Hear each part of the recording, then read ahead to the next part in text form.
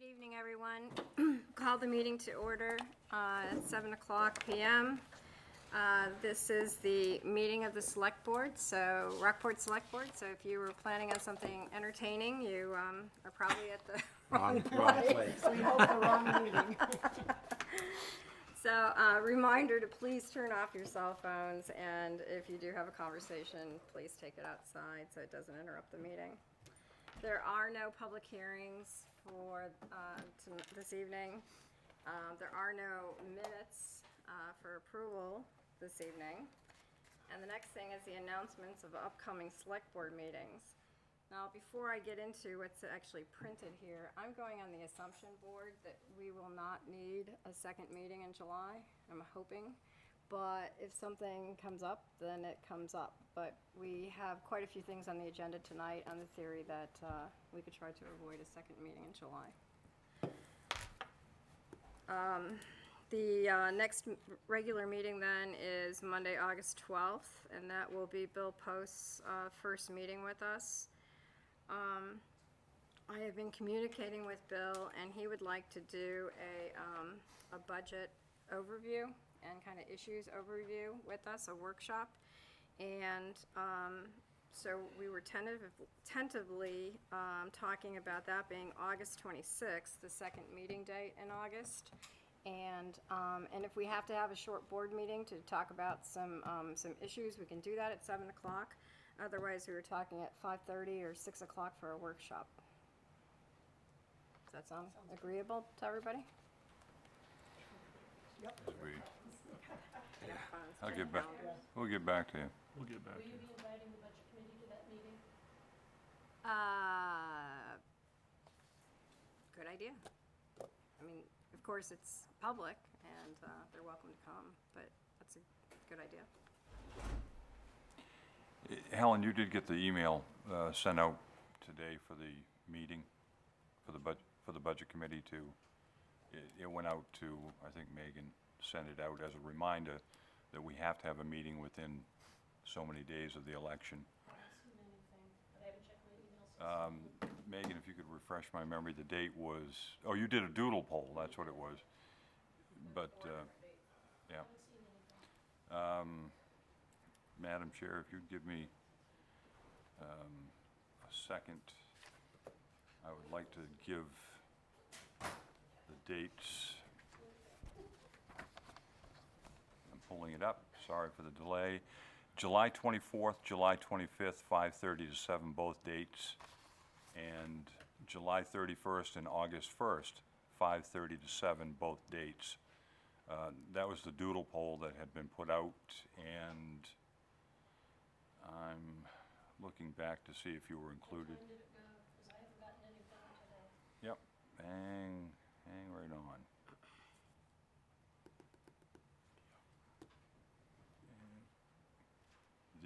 It went out. Yep, it went out at 8:28 this morning, and you are listed as there as Helen Shaw. Did it go to my town meeting? I couldn't, I just know On my other one. you're listed there. RockportMaine.gov, HS Shaw. Okay, so it's on the town one. I haven't Yep, checked that. okay, I just wanted to make sure you knew. Okay, I'll double check it. Thank you, Thank you. Deborah.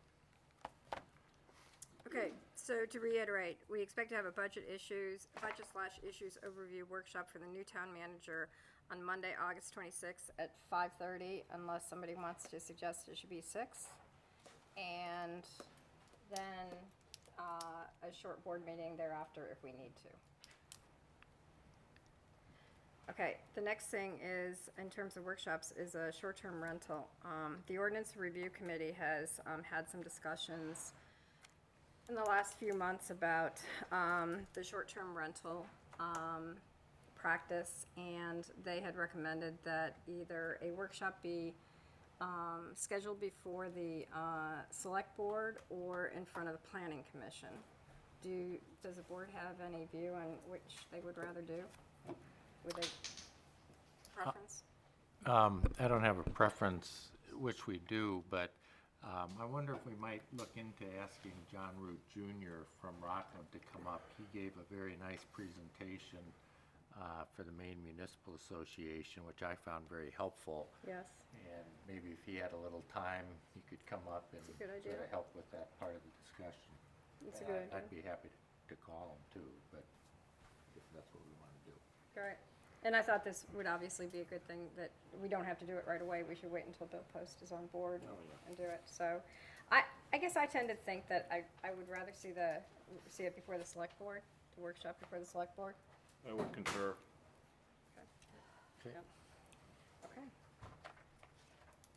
All right, so we'll figure out some dates, but for right now, we do plan to have such a meeting or workshop before the select board. In terms of other announcements, town office will be closed on Tuesday, July 9th, and also on Tuesday, August 13th, both are only from 8 a.m. to 9 a.m. There are committee openings that are on the website that you can consult, but we're going to be talking about a lot of committee matters under the first agenda item today, our first thing under new business, and so everybody will have a very good idea of what vacancies there are and what committees. All right, are there any suggested agenda changes? No, but I would like to take this opportunity to welcome Linda to the hot seat for a time or two as needed, and also to compliment Linda, Diane, and probably yourself for revising the format that we receive our agenda. And I found this very helpful to go through, and it was organized, and I also thought you did a wonderful manager's report too, for being called at the last minute, so that's great, thank you.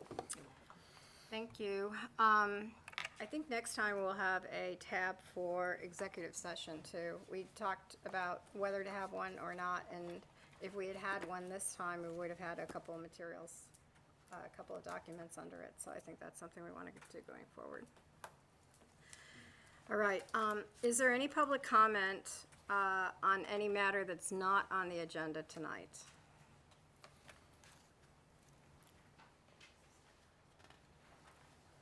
Going. Okay. Next agenda item is the town manager's report. Linda? Okay, so I've given you a copy of it, so I'm assuming I don't have to read it. No, you don't have to read it. The only update I have is Jason, Megan, and I opened bids for fire truck for the fire department to replace Jason's truck. One bid came in at $60,597. The second one was $55,879. And Jason's been very busy with the fire department, with fires at the transfer station and accidents, and he and his department worked several hours this weekend. And I want to thank them. Linda, I can almost barely hear you. If you could speak into the mic a little more. Who were the two bidders and who won, please? It was Wiscasset Ford and Stoneham, and the award will go to Stoneham.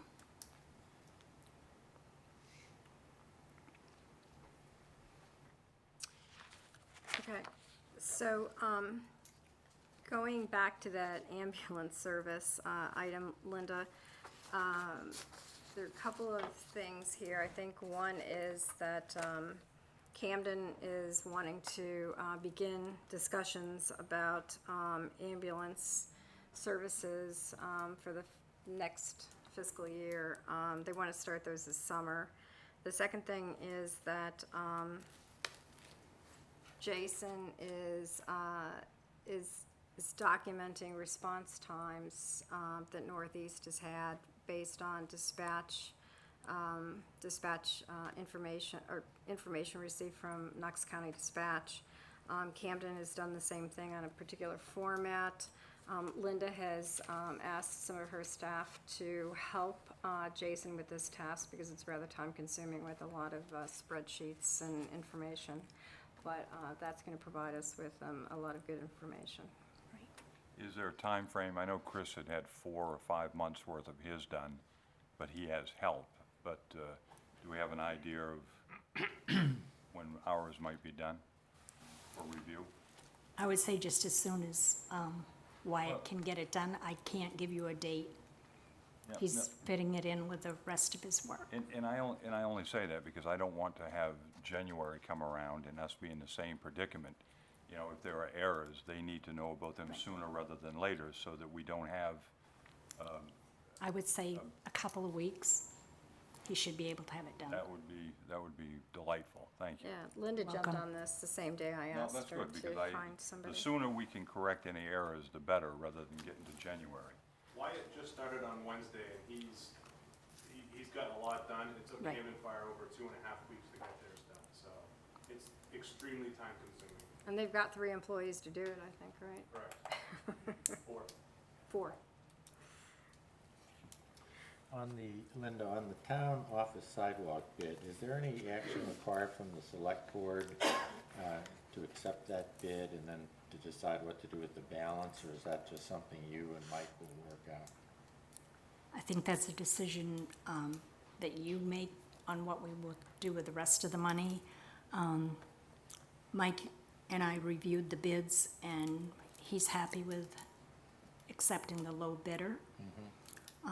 I haven't notified them yet, but I believe it's on the agenda for you to sign, give me permission to sign for them to do that. Okay, I got, sorry, all set, Doug? Yeah. All right, I've got one, if I could, on the pole on Old County Road, the traffic light. Sorry, Jeff, can we stick with this agenda item? I don't think we're quite done with this particular topic. So Linda, are you saying that you need action from us on accepting the one bid? I just need you to authorize me to sign, or to authorize Rhino to start doing the work. Okay.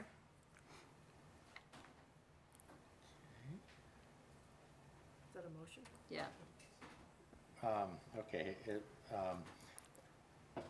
I guess just to be clear, Ryan, we're talking about the town office sidewalk, which I think a lot of people know is in pretty bad disrepair. The curb has heaved up and does present a trip hazard besides just looking bad. And we had 2 people bid on repairing that. One was Rhino Services for $41,500, and the second bid was from Farley Inc.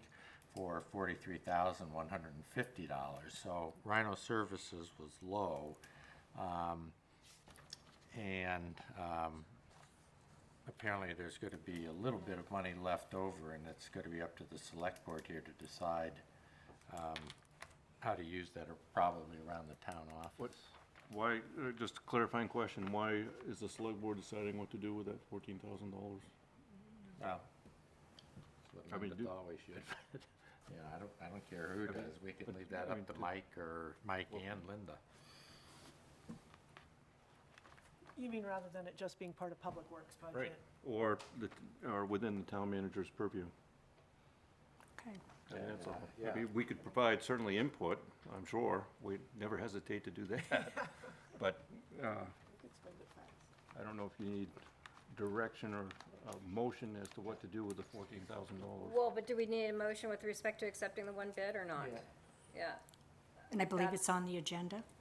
Where is it on the agenda? It wasn't it on no? the agenda, it was Okay. only under your report, It's not a separate agenda item. No. Well, just to make it easy, I would move that the select board authorize the acting town manager to sign the acceptance of the bid from Rhino Services for $41,500. Second. For the purpose Any of dis- conversation, I'd like to have any remaining funds not necessarily be spent now, but wait towards the end of the fiscal year in case there are any shortfalls. Wait a minute, Mark, that's just, can we just have discussion on the motion to Well, I think accept? that is a discussion, because there is extra money, isn't there, left over? Yeah, but that's a separate item, it's accepting the Rhino Right. bid versus the Farley bid, is what's on the table. So could we just have any discussion on And that? We'll get to yours, okay, we'll get to your That's a point. good thing, thank you. But any discussion on that motion? Okay, all in favor? Any opposed? Nope. All right, passes 5-0. Mark, go ahead. I'm just saying that we should not necessarily spend the money now. We should wait towards the end of the fiscal year, see if there are any shortcomings in any of the line items that could help bolster in the Well- highway department. Well, when I heard this at the town office when we were preparing the agenda, you know, it was suggested in Linda's manager's report that we could use the balance of $14,927 toward any number of things, one being replacing the culvert and paving the driveway of the town office.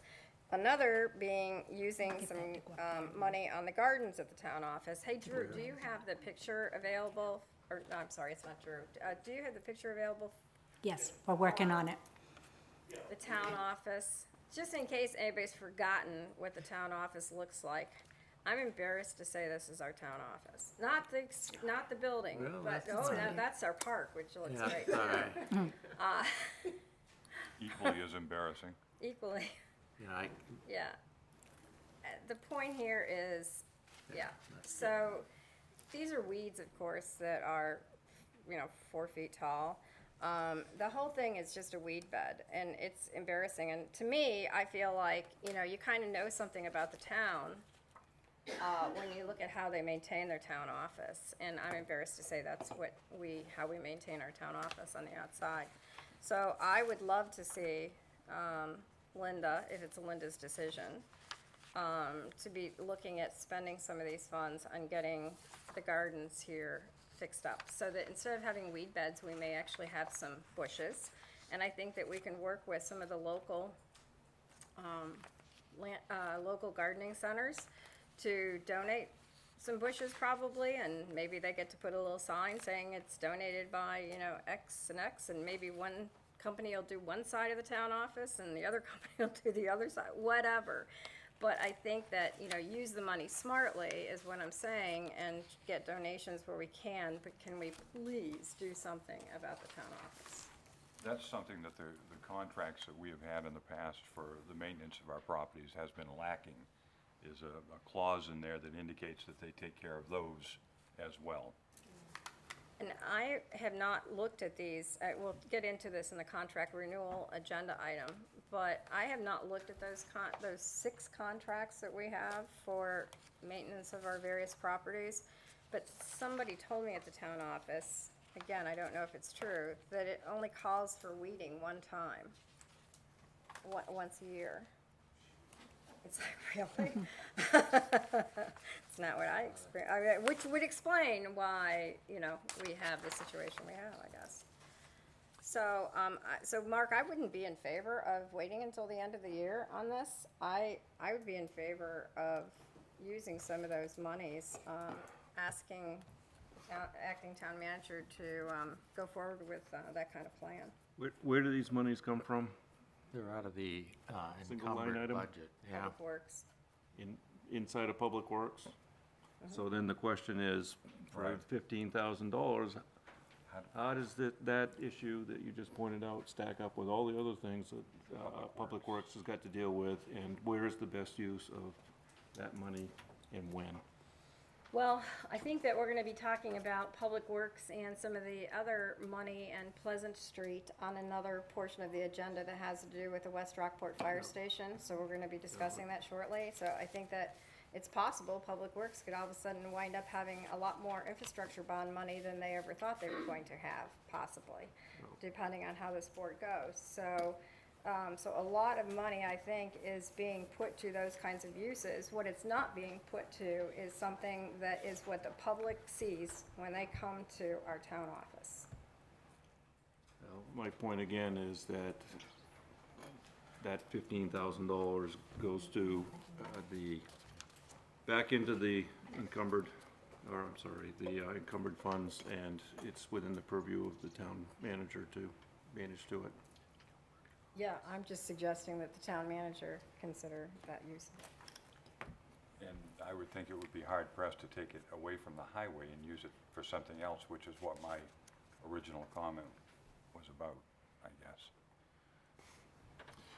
Well, again, for the folks at home, we had originally budgeted, and these are rough numbers, $27,000. And then the plan was to take $30,000 out of our encumbered funds.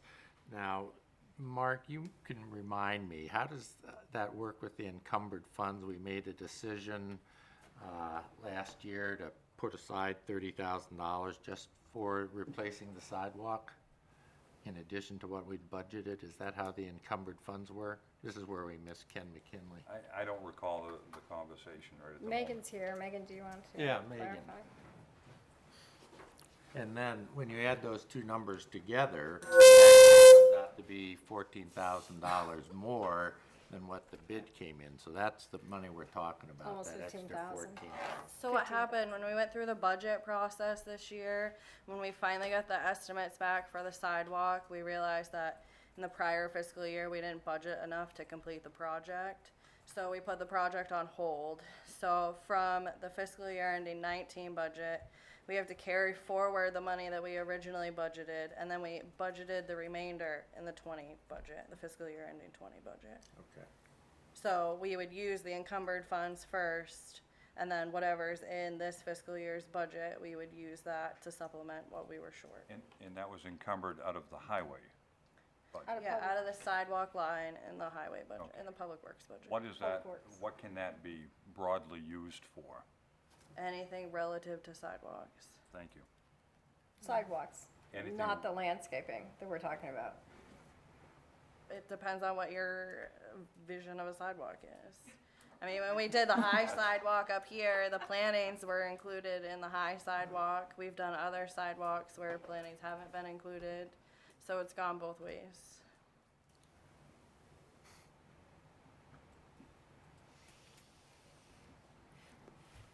Okay. We know we do have other sidewalks around that need repair, so that's always an option.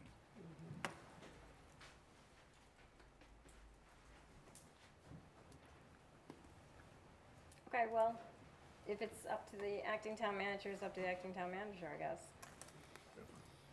Okay. I'll keep you informed. The, is there anything else on any of the other items that Linda has in her report?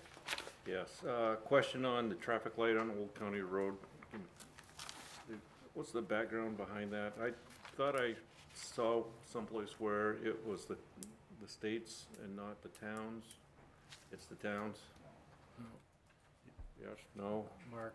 My recollection, it was put in place through an agreement with Home Depot. And because of their development, we worked with them and they helped traffic flow because there was a perception of an increased traffic flow because of their presence. And subsequently, they're their lights. We pay for maintenance, but yet get reimbursed from them. And that's as far as I'll go with that at the moment, because I think Megan may have more about insurance and how much they'll pay for and. What's the, my question is just, what's the town on the hook for on this one? The town is actually on the hook for nothing. That's all I need to know? Home Depot is required in their contract to pay for any maintenance or Okay. reconstruction or whatever of the traffic light. That's their Perfect. responsibility. You'd say Home Depot is? Yep. Has someone been in touch with them, do you know? I haven't yet because I'm waiting to hear back from our insurance company. I'm waiting for the quote from AD Electric. I'll send it to the insurance company. There is some issue whether they're gonna cover it at the $65,000 that it's insured for, or the estimated $100,000 that it's gonna cost to replace it. So I'm waiting to get that information from AD Electric before I start with that. So is that considered part of our infrastructure or is it theirs? In the contract, we are required to insure it. So then it becomes our property, but Home Depot is responsible for the costs associated with the light. We need to evaluate what its current cost is and then insure it appropriately, apparently, is that? Correct. The $100,000 price tag was a shock to all of us, I think, that it was gonna cost that much. Plus, we're paying to rent a truck to sit there to hold it up because the state has condemned it. So we'll add those costs onto it as well. Okay. I think we should notify Home Depot sooner rather than later. They may have separate insurance coverage that they also need to notify. You know, the insurance companies require sort of prompt notification. I can reach out to them, but it was pretty clear, they might have an insurer, but it was pretty clear in the contract that we're responsible for the insurance costs. But I'll email them. Thank you. The library rent topic will be under a different agenda item. The signs, do you, Doug, would you like to update the board on the email you received today from Phil regarding the signs on 90 and 1? Right.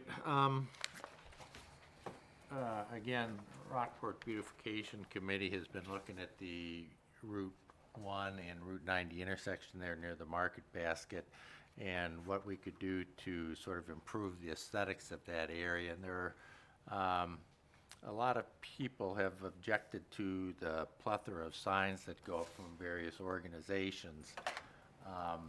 And we thought they would probably interfere with the landscaping that we have planned and whatnot. The question was, because that's a state right-of-way, what could the town select board say, we are not going to allow signs at that intersection? To make a long story short, Phil, our lawyer, wrote back and said, no. If a person applies for the permit and they're given the permit, then their signs can go up there. So I'm not sure where we'll go from there for the moment. It would require an ordinance change, which is, number one, pretty laborious to do. And number two, I can understand there are probably a lot of organizations that would be against losing that prime piece of real estate for their sign. So this is going to take a little bit more research. It used to be that in order to have a sign there, you'd have to see Scott, and he would issue you a permit that would be affixed to the sign in place. And if there's nothing on there, then they don't have one. That's what the So- ordinance requires, and that's what Phil I think confirmed. it's still that way. Yeah. and I Right, so think I'm just they saying do. that it always used to Some of be those signs don't have. that they were notified that they needed to go there and get the appropriate sign, permits. I mean, I don't think there's a fee for it. I think you just have to go through the motions. There, Yeah. there's a fee for some things, and I a don't fee for think there is for that, though. Phil says that there's a fee for some item, for some types of signs, but if it's nonprofit and it has to do with Rockport, then there's not a fee. So I don't know, I haven't looked into it. This is just an email that he sent to Doug this afternoon and he copied me on. So again, we have to look further into it. But one of the things that I raised is whether or not, if the town has the ability to issue a permit, then that would suggest to me that the town has the ability to require certain things. Like if we had a structure in which we said you had to, you had to affix your signs to this structure as opposed to willy-nilly all over the place, then maybe that's a condition of issuing the permit. So maybe there's some things that we can do to help control that through the permitting process. But I don't know. I asked Phil that question this afternoon. It's on the Rockport Beautification. We'll be having an organizational meeting soon, and that's one of the things to be talked about. Great. Okay, so, there is, no consent agenda, for this meeting, no unfinished business agenda items. Everything is under new business. The first one being the appointment of the committees. Diane and I worked on this new structure of how to do this agenda item, because as you know, in the past, we had a list of vacancies and a list of renewals and a list of new applications for various different committees, and it was not synthesized in any way.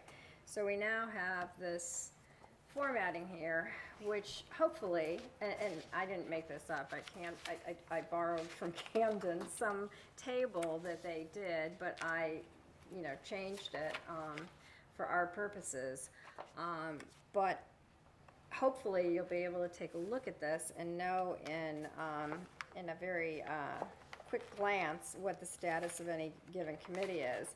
But just to walk you through a couple, if you go back up to the Board of Assessment and Review, you'll see there that it lists under membership that there's 5 regular members, 3 alternates, and it says X for quorum. What that means is we didn't know off the top of our heads what the quorum was, and it wasn't necessary for purposes of this agenda item, because I foresee us actually taking this table and using it for committees in the future for different reasons, and which that quorum will become relevant. But there wasn't time to figure it out in time for this agenda item, it wasn't necessary. So, and then it gives you the expiration of the committee members who are on there.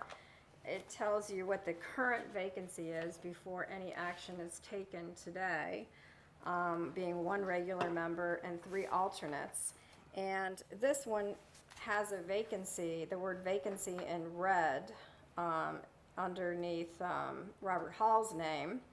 And what that means is there's still a vacancy even after action is taken today. Now, there doesn't happen to be any action to be taken on this particular committee, as you can see, because when you go over to the non-renewal column, there's certainly no name listed, and there's no non-renewal that says renewal or new, or I'm sorry, new or renewal. It doesn't say either one, and there's no corresponding name.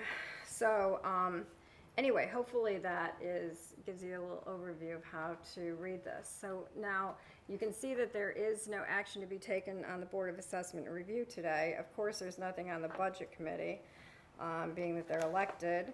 And then we go down to Pathways, and there you'll see that Linda Clancy is a regular member, and her expiration was 2019, and she would like to, she's willing to renew. And flipping over to the next page, you'll see even if that happens, there will still be a vacancy on that committee. So, going through these committees, I ask you how you would like to approach this. Do you want to go committee by committee and make a motion with respect to each committee? And then as we get to those committees, we'll ask the new applicants to come up and say a few words as we get to that committee. I think that works. That way we stay organized and on track. Yep, okay. So, so Linda Clancy has indicated her desire to renew, so, a motion would be in order. I with move respect to Linda. approve Linda Clancy for the next term Would be a- as members of the Pathways Committee. And this would be a 3-year term, I think. I guess that would, I think they're all 3-year terms, Expiring 2022. yes. Second.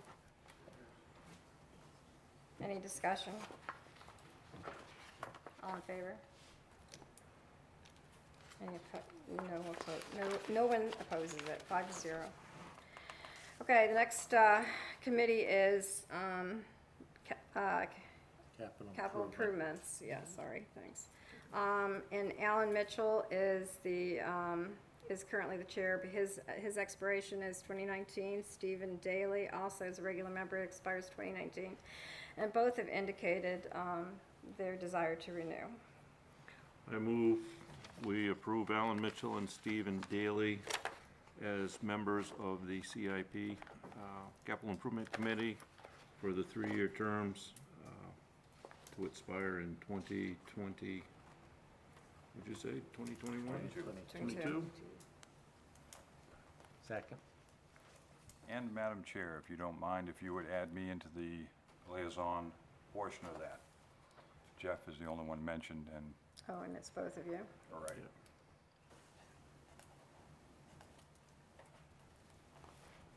Okay, any discussion? All in favor? Opposed?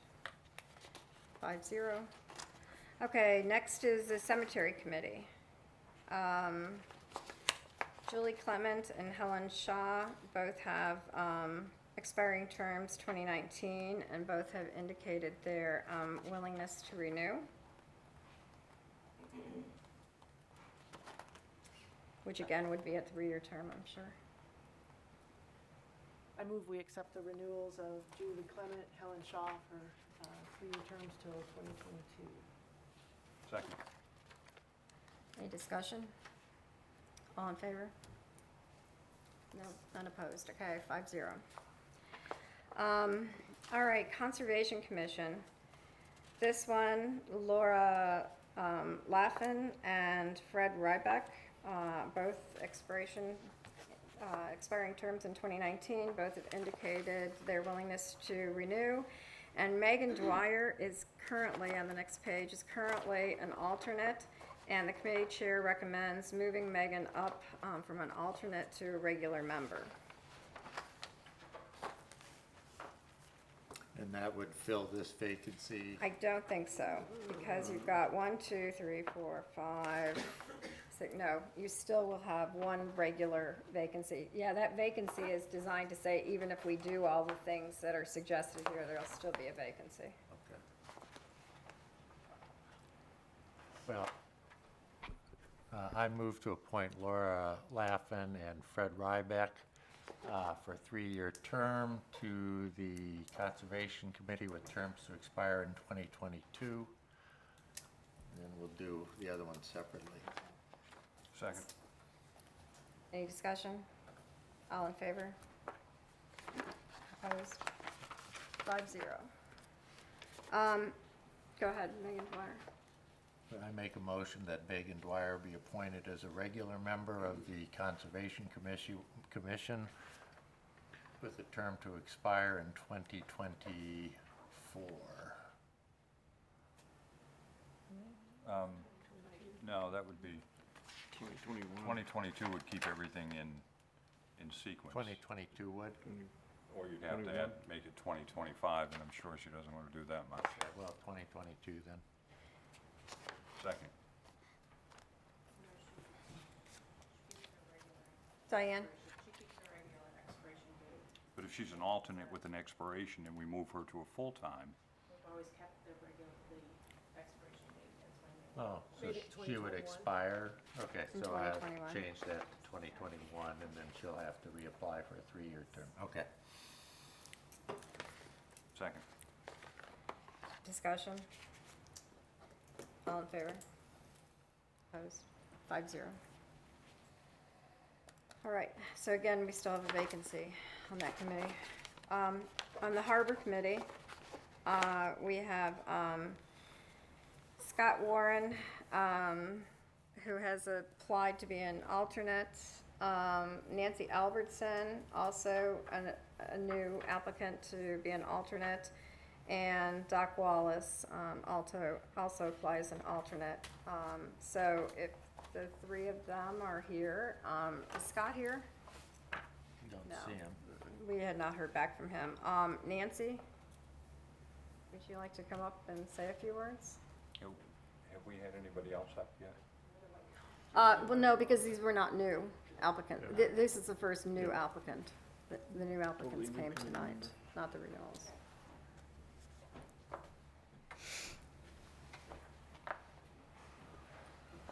Okay, good evening. Hi, I'm Nancy Albertson, and I did submit an application to be on the Harbor Committee, and was informed that is an alternate position, and I am here to let you know that I am excited about giving back to our community and serving on the Harbor Committee.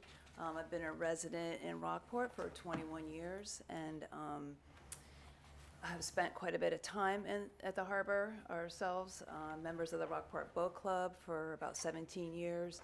I ran the Rockport Boat Club sailing program for 3 or 4 years as a volunteer there. So also looking forward to working with Abby as well. So hopefully I will hope that you will accept my application for that. Great. Any questions? Thank you, Nancy. All right. I move we appoint, yeah, we can do that, can't we? Yeah, you can do them one Oh, by we got one, or Doc you can do them Wallace together. there. Did you want We have Doc? Doc to Okay. say a few words. Okay. Doc?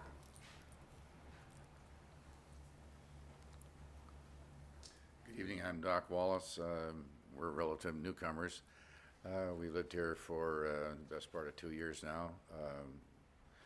we live in the harbor village. I love the harbor. We've done our bit to try and add to it. We found last year there were a dearth of kayak racks, and we donated a rack to the town to kind of help out a little bit. Qualifications, I've been around oceans and waterfronts and boats my entire life. Navy brat. Father was commander in the Navy. Put myself through college working on the waterfront, working on log booms and harbors, and worked in sawmills at the ocean edge. Sailor, campaigned 48-foot sloop through a lot of offshore racing, raced in 15 Swiftships. I know the boating scene pretty well. I think in terms of town government, I understand that part pretty well. I was superintendent of schools for most of my professional career. Worked with boards of selectmen in New England. I was in Connecticut. Bigger towns. My last budget, the last budget of that town, and in my budget was a little north of $100 million. And I know the ins and outs of board and municipal governments pretty well. I'm willing to serve. Hope I get that opportunity. And I think that's about all I can do in a thumbnail. Thank you. Great, thank you. All right. Motion, discussion? I move that we appoint Nancy Albertson and Ralph Doc Wallace to the Harbor Committee as alternates with terms to expire in 2022. You don't want to include Scott in that. Well, I think as a role, don't we make sure that we have the personal interviews and, That's what we started to do last Yes. year, just because it's the way it ought to be, but right, it drifted away from that. I'm not against doing that, mind you, but okay.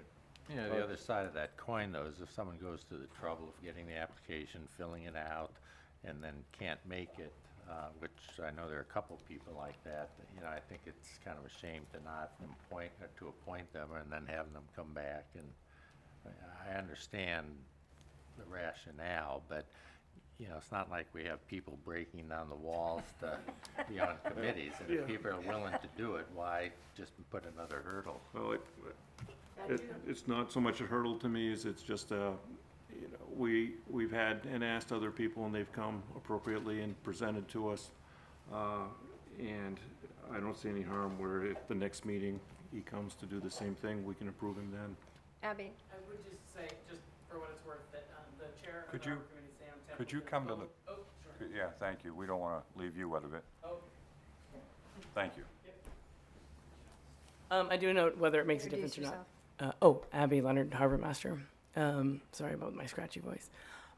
Sam Temple did conduct a phone interview with Scott Warren, just briefly called him and sent his recommendation, albeit brief, to Diane. So that's just for what it's worth. Okay, so there's a motion for Nancy Albertson and Dr. Wallace. Second, if it hadn't been. Any further discussion? Okay, all in favor? No nays? 5-0. Any further motions on this, or shall we move on? Okay, Investment Committee. On this one, Lawrence Novotny has an expiring term 2019 and has indicated his willingness to renew. And even with that, there will be a vacancy on this committee. I move we accept or nominate, appoint Lawrence Novotny to the Investment Committee for a term expiring 2022.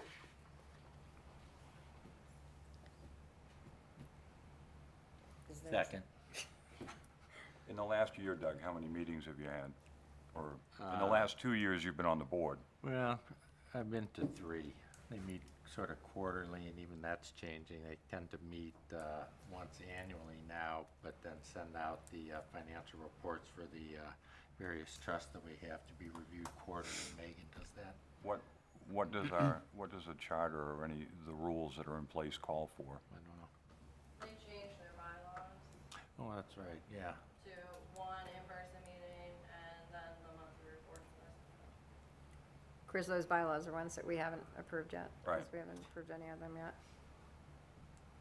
But we're going to soon. Okay, anything else? All in favor? Any nays? Okay, 5-0. Library Building Committee. Sally Cook is not here. Wait, no. Did Sally submit, she didn't submit an application, did she? For the Library Building Committee?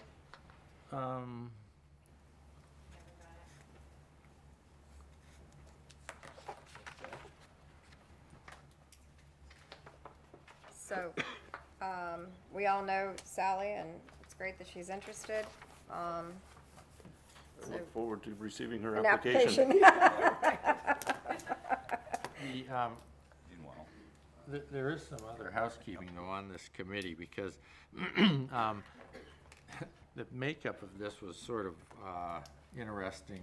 Prior to the election, excuse me. One more one. No.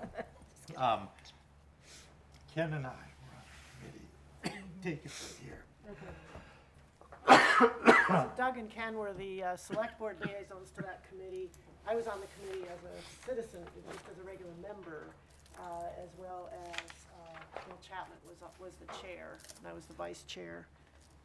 And then Ann Philly, and Richard Anderson were also on that committee. I had to get off of that committee since I had come on the select board, so my position is, I'm not on that committee anymore. Bill Chapman resigned. And then since then, too, the select board has sort of reconfigured what the mission of that committee is. And sort of, I guess the select board will be more involved in some of the library financial decisions, taking, some of the, making that committee a sort of a committee right now that's not really, there's no action that the committee has to take. So the timing. but Right, there there's will no, be. what There I would definitely will like be. to ask, though, is that the housekeeping change be made to show that Cole is a member of that Right, committee, because yeah, I am a right. member, not a liaison, but a voting member. And both of you are you not? Well, I would suggest that Denise As take a- Ken's position as Yeah. a select board voting member, Yeah, same as yeah. myself. Okay, Yeah. so thank you for clarifying that, because So I that would didn't realize actually that make had happened. 5 people on the committee. Yeah, I just noticed that myself, that was incorrect. So it will change Okay. that to say it's 5 regular members, 3 are, non-select board, 2 are select board, and then we'll list the 2 of you as select board voting members. And so then we have, if Sally we're- gets we're in her full. application, Yeah, we'd be full. it gets approved, then you'll be Yeah. full. So And for- then that vacancy, well, the vacancy will then go away. Diane. so for conversation purposes, the Library Building Committee was created for use during the construction of the building. Is that correct? Yeah, well, this board So- created it like last Well, fall. I'm saying, is there a need for it beyond the finalization of the opening of the building? So do you want to keep that at 2022 or move it back with the others to at 2021, which is still a year beyond its usefulness, if you will, if that's the only reason it was created to begin with? That's a good point. That's a very good It point, would yeah. cease to exist after. Yeah, really, I- we hope after I would- September 2020. I would Yeah. say, upon completion, Yeah, the committee be dissolved. Yeah, Not necessarily 2021 or 2022, but when the turnkey is there, then that, yeah, if that's the way the board feels, but I mean, it would be, yeah, that makes sense. right, good point. Okay, so there's no action to be taken on that one right now. All right, the next one is the library committee. which is elected, so, unless somebody sees an error there, there's no action to be taken there. The next committee is the Opera House, Committee, and there Dave Jackson and William Kelly, both expiring in 2019 as regular members, are willing to renew, but they're both only willing to renew for 1 year. I motion that we appoint Dave Jackson and William Kelly to the Opera House Committee for a term of 1 year, Expiring 2020. expiring in 2020. Second. Any discussion? All in favor? Any opposed? 5-0. All right, the next committee is the ORC. And with that one, we have Richard Remsen retiring, expiring, not him expiring, just his term expiring in 2019, and he is willing to renew. Taylor Allen also willing to renew. And we have a new applicant, Robert Hall, who is here tonight, submitted an application. And there was a recommendation by the chair that he be made a regular member. And with that, I'm going to recuse myself while Denise takes over the rest of this committee. I move And, to accept and Richard. Robert Hall can I come. move to accept Richard Remsen and Taylor Allen for renewal for a term expiring 2022. Second. Any discussion? All those in favor? And 5-0 one vote. abstain. Oh, that's true, Yeah. but so not a, That's a 4. No, on that one, Richard Remsen, I can do that. you can do that, so Okay, yeah, that's a sorry, 5-0. she did. I'm sorry. Sorry. Okay, and so we have Robert Hall here? Yes. Oh, right there. You're so fast. My name is Robert Hall. I'm a native of Mena, and I lived in Rockport for over 20 years. I've been an attorney in the financial services industry for over 40 years. I was in-house for 20 years, ending up as the senior VP and the general counsel of the third largest reinsurance company in the U.S.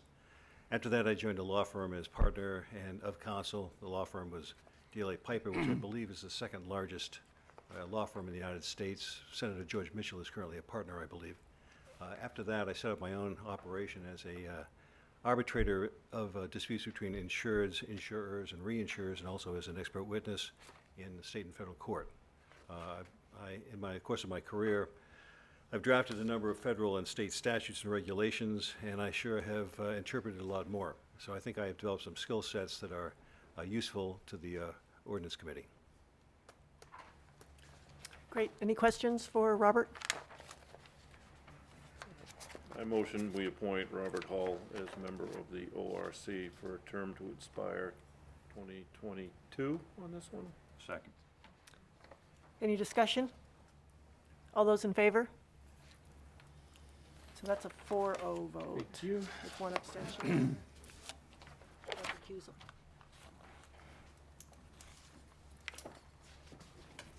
Thank you, Denise. I think we have one more on that, Taylor No. Allen. I don't think so. ORC? We got Oh, yes, we Taylor did. Allen? Yeah. Somebody do. Oh, we did Taylor Allen. We did Taylor and Richard. Oh, Together. did you We say did both. Richard and Taylor? Oh, Yeah. okay, I didn't see. I didn't hear the Taylor part. Thank you. Okay.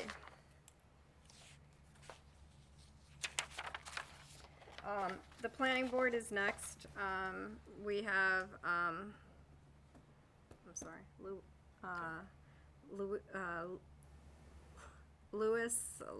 Lacquelia? I don't know how to pronounce it. Laquillia? Whose term expires 2019, willing to renew. I'm sorry if I got your name incorrect. And then even without renewal, there are 2 vacancies on the planning board. So is there a motion? So I count 7 members on the list here. I did the same thing, but 2 of them are alternates. Oh, and They they have don't an want to alt. be made Oh, members? Lauren. Did they, do you know if those 2 alternates have indicated a willingness? They were discussing Discussing it, it. that's Oh. right. Okay. Oh, right, yes, okay, I think I heard that. Okay, so we'll just So- leave that to the planning board to Right, but the but Lewis, Right. the renewal right. of Lewis is, I move we appoint Louis Lacquaglia to the Planning Board for a 3-year term expiring 2022. Second. any discussion? All in favor? Any opposed? Must have been 5-0. 5-0. Next is Recreation Committee, and there we have Barrett Brown, who has a term expiring 2019 and indicated a willingness to renew.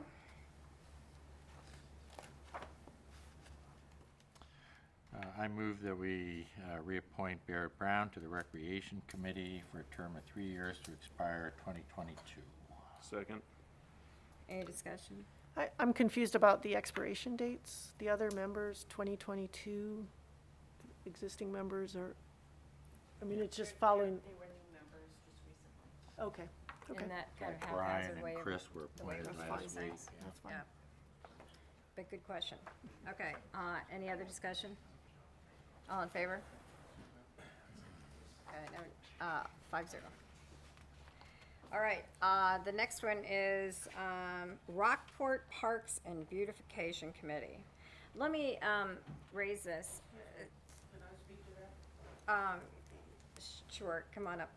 Somebody, I think, had suggested that because that we haven't taken action to actually establish this committee. I know at the last meeting, we talked about sort of combining the two committees, renaming the committee.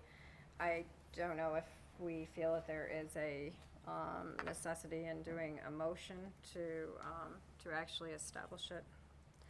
To what? Establish it, officially establish the committee. It's been established for years. Well, no, this would be the combination, combining the Parks Committee and Rockport Beautification into one committee. We took action to combine the two at the Reason last that board everybody meeting. resigned from the Parks Committee. Would you like to make your comment? Go ahead. I would. Go ahead. We were caught You between want to identify yourself for the things. people at home? and never notified by Sonny? anything that beautification. Sonny? What? Do you want to identify yourself for the people at home? Oh.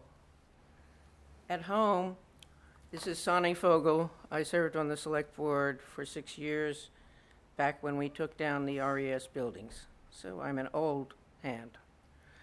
What I wanted to say is that we were caught kind of in the middle of beautification and the Parks Committee.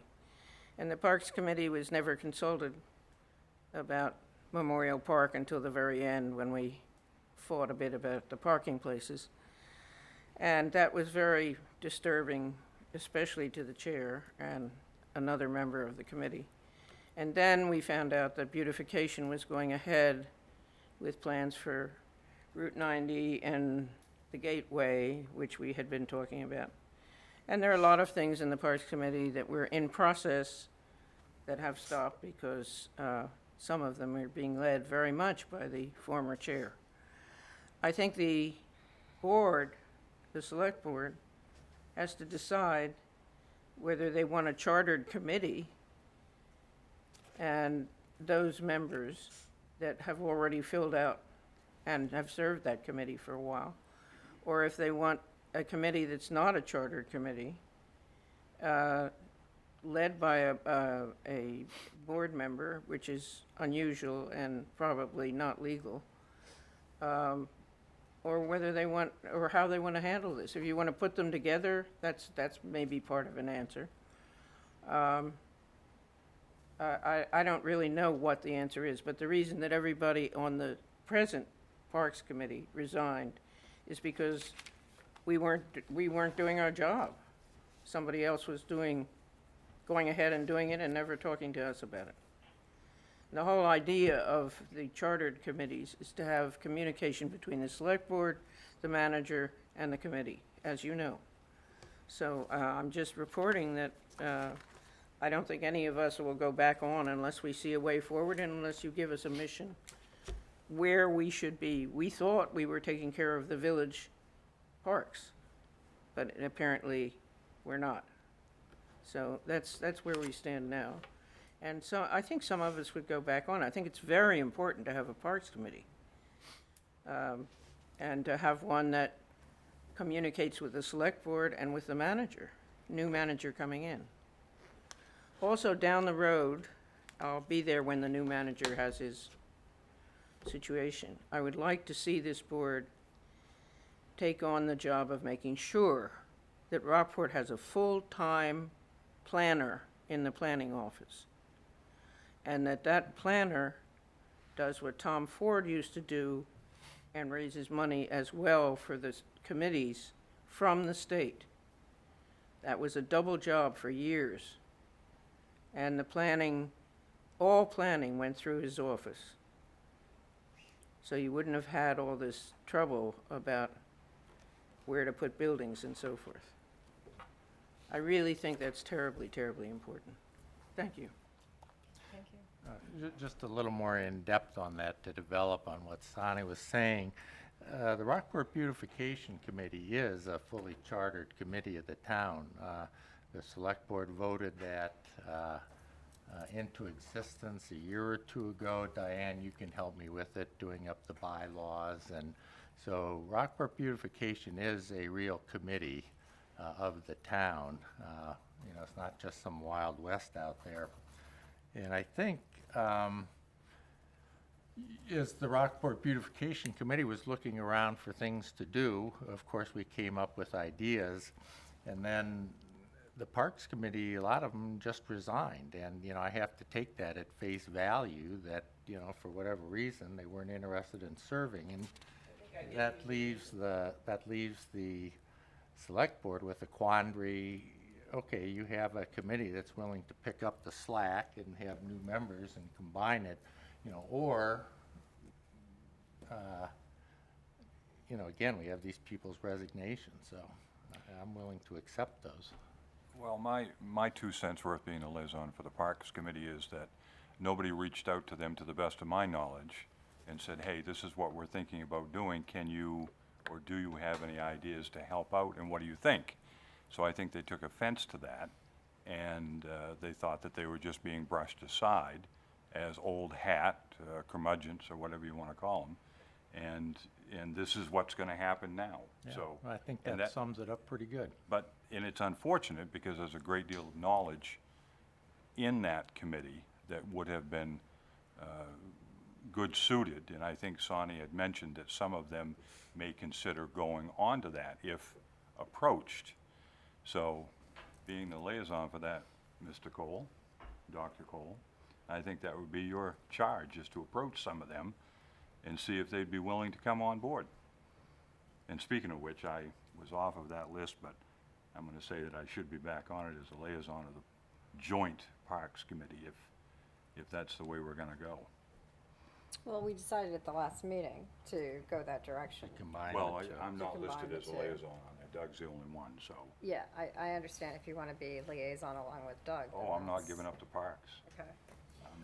I'm Well, going to be there beating the drum for them. Again, what the committee's facing tonight is if we've decided to combine these two, at least for the moment, we have 2 new applicants who want to be on here, and these are the only applications we have right now to act on. So, So, okay, let me go back to my original question, and that is, do we believe that we've taken sufficient action at the last meeting to combine these 2 committees, or do we need some kind of motion? Or do we think that, I mean, and this became the new name of the Parks Committee, which is under the town charter. well, I think, I'd be happy to make the motion, but again, I think what Just to be happened official. is the entire think we should Parks make a Committee resigned, and so you have to do something because we have parks, and Rockport Beautification was willing to accept that, and we have several new members who said, okay, that sounds like a good idea, and they sent their applications in. So I guess number one, I would make a motion that the Rockport Parks Committee and the Rockport Beautification Committee be combined into one committee. Called the Rockport Parks and Beautification Committee. Did we do that the Second last that. time? Well, we had a sense, but we I didn't don't- make We an didn't have a Did actual. we- motion, we just didn't have a formal motion No. on it. We agreed to it, but we didn't have a formal motion. Yeah, it was a sense of the board. Right. So, was that a second? second. Okay, is there any discussion about that motion?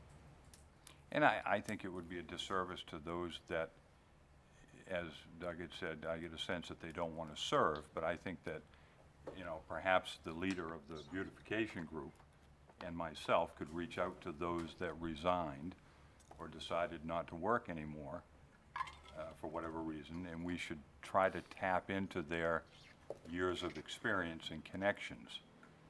And I think that would be a good thing for us to do. And I do think that there was a failure at some point to consult the Parks Committee on certain things in this perhaps library process. And I think that's unfortunate and shouldn't happen, and we should be mindful of consulting the committees that we have, and we have them for a reason. And I'll just touch on the building committee that we have had that we didn't Yeah, utilize. I know, but I'm just saying, you're saying we should, but we didn't. So, you know, if we're gonna do that in the moving forward phase of our existence, we should keep that in mind. Okay, so is there any more discussion on the motion? Okay, all in favor? No nays, 5-0. Then I would make a motion to appoint Honani Wallace and Richard Lerman to the Rockport Parks and Beautification. Oh, yeah, gonna make Hunani, the we motion. should have. Motion, and then that'll be. Yeah, we Make the should- motion Yeah, go ahead. Okay, to sorry. be on the Rockport Parks and Beautification Committee with the term to expire 2022. I would ask that you limit that to one Yep. nomination because we don't have the other one before us. Well, I'm just saying, we've done it I know, that way in the I know, past. and I'm also going to say, I got a note from Richard yesterday saying that family business had come up suddenly. He wasn't going to be able to make it. Sure, we can get him next time, but again, you know, here's a guy that it took a little bit of working with, who's an arborist and has real skills to bring. Well, they all have real to- skills to bring. with Yes. it, you know. And that's, Okay, all right. is there a second to Doug's motion? Second. What was Doug's motion again? Just To wanna make appoint sure. Honani and Richard Lerman for 3-year terms. So there's a first and a second, but did you have a comment No, that you no, wanted I to was make? And just gonna then we're going to make have a second. Hunani speak. Okay, I'm Hanani Wallace. I am the other half of Doc, who's now alternate on the Harbor Committee. So you heard the part about how long we've been living here. We do live in the center of town. I enjoy gardening and have become a member of the garden club and have taken care of many of the gardens in town. Planted Andre last year, planted a couple of planters down at the harbor for Abby. She wanted to approach the garden club, and I said, forget it, I'll just do it. So we went and bought the plants and planted them on the stipulation that Abby and Eliza would water them. So, and I also have an interest in the parks as well. We, we take walks through the parks often, and I think some of them have been neglected in terms of just routine maintenance, and certainly could have sort of cleanup days and so forth, and I'd be happy to serve. So I'm not an arborist or anything fancy like that, which I wish I was, but I just enjoy gardening and would like to, and one of the things that drew us to Rockport was its beauty, and part of that is the plantings all over town that people comment on all the time, so. Thank you, and thank you for what you've done at the harbor. Is there further discussion on Yeah, Doug's motion? I can certainly support Ms. Wallace's membership here. However, we need to decide as a select board either we are or we aren't going to have people come in front of us as committee members and go through the interview process. We can't pick and choose by committee and by person. We've either got to go one way or the other. And that's how we went backwards last time. We started out that way, and then gradually we went backwards. And I guess I wonder if someone isn't here, they could still attend committee meetings and participate. And they have in the past. Yeah, I don't, if Richard comes at the next meeting and does his thing, we vote him in and he's in. We've had people be a part of and participate, or at least observe some of these meetings that have yet to have been approved as alternates just because they have an interest. And I would certainly not want to do anything to stifle that interest. I think that it's one thing to have a policy that we really encourage people to come and say a few words before we appoint them to a committee, but to fail to appoint them because they're not able to, because they have a family thing that came up, because they're on vacation, because they're on a business trip. I just think that that's getting a little too technical and unnecessary. We want them to serve on the committees. We don't want to put them through a lot of bureaucracy and rigmarole on the front end. So which is why I kind of waited for another motion, asked if there was another motion with respect to the prior committee, and we can always go back to that. But we have a meeting every 2 weeks, pretty much. Well, we I mean- have been having a meeting, and sure, yes. And, I mean, the longest we go is 30 days without a But meeting. there is some beauty about, setting up the committees at one time like we're doing, as opposed to doing it in such a haphazard manner and having these on every agenda. On the previous committee, I deferred to Jeff, but, my feeling is along Deborah's lines there, that, if the people go to the trouble of doing the application, showing the interest, submitting it, and then for whatever reason can't make it to the select board meeting, I think it's a shame to put us through having to see them at another meeting, and also, again, to, have the people show up here just kind of for a dog and pony show. It's not necessarily putting us through anything, because we're gonna be here anyway. Well, And we'll be here if we longer. need to so be it. I mean, we need to make a decision, and we need to stick to it. We're either we're gonna allow them to be accepted and not be here, so then all of a sudden, what happens if everybody decides not to show up because they know they're gonna be accepted anyway? I mean, We where got do our you, committees full. where do you wanna go for that? Yeah, we have our committees. I guess the most important work is that they want to come to the committee meetings, and if Yeah. they can't make it to one of these, and particularly when they've made an effort to let us know that they can't be here, and, Okay, is there any further discussion on the motion? All in favor? and this is wait the a minute, it's motion not- to appoint Richard and I'm sorry, I Hanani. thought there was a motion on the table to appoint Hanani and Richard, and it I was think there is. seconded. I just wanted to clarify. It was seconded before Hunani spoke. Yep. And that was our discussion.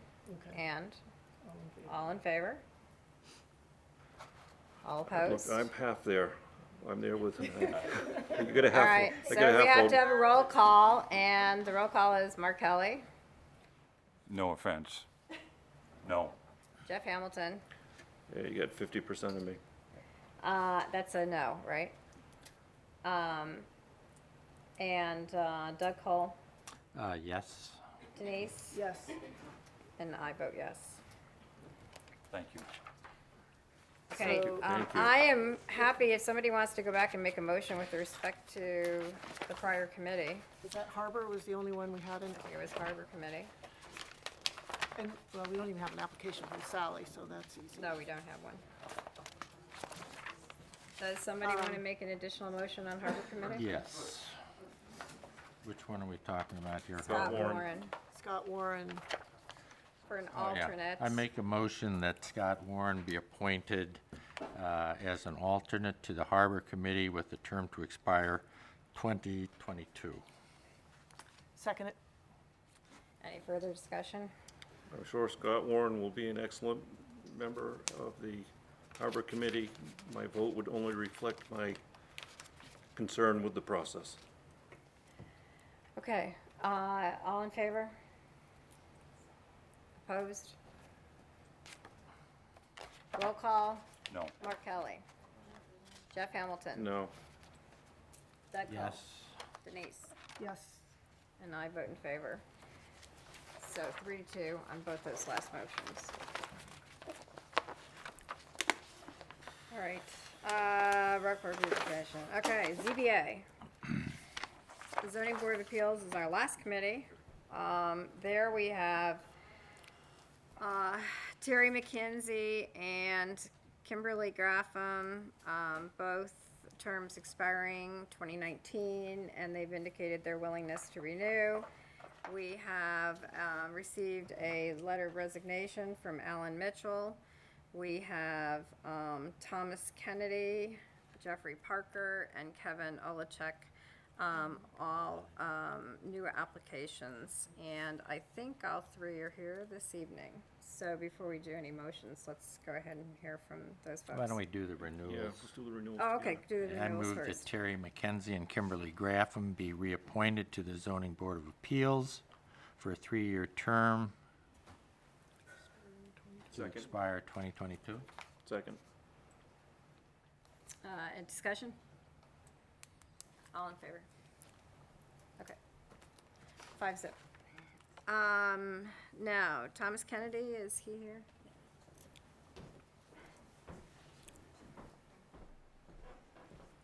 Hello, my name's Hi. Thomas Kennedy. I've been a Rockport resident off and on for 15 years, since 1991 when I was born. I graduated from Camden Hills Regional High School in 2010 and the University of Maine in 2014 with a degree in construction management. I currently work for Steel Pro in Rockland as a project manager. I'm excited to get involved and looking forward to this opportunity and maybe to get involved with other things in the community. So excited to be here. Great. That's great. Thank you. Thank Any you very much, questions? Doc. Thank you. Okay, next, Jeff Parker. Familiar face? Yeah.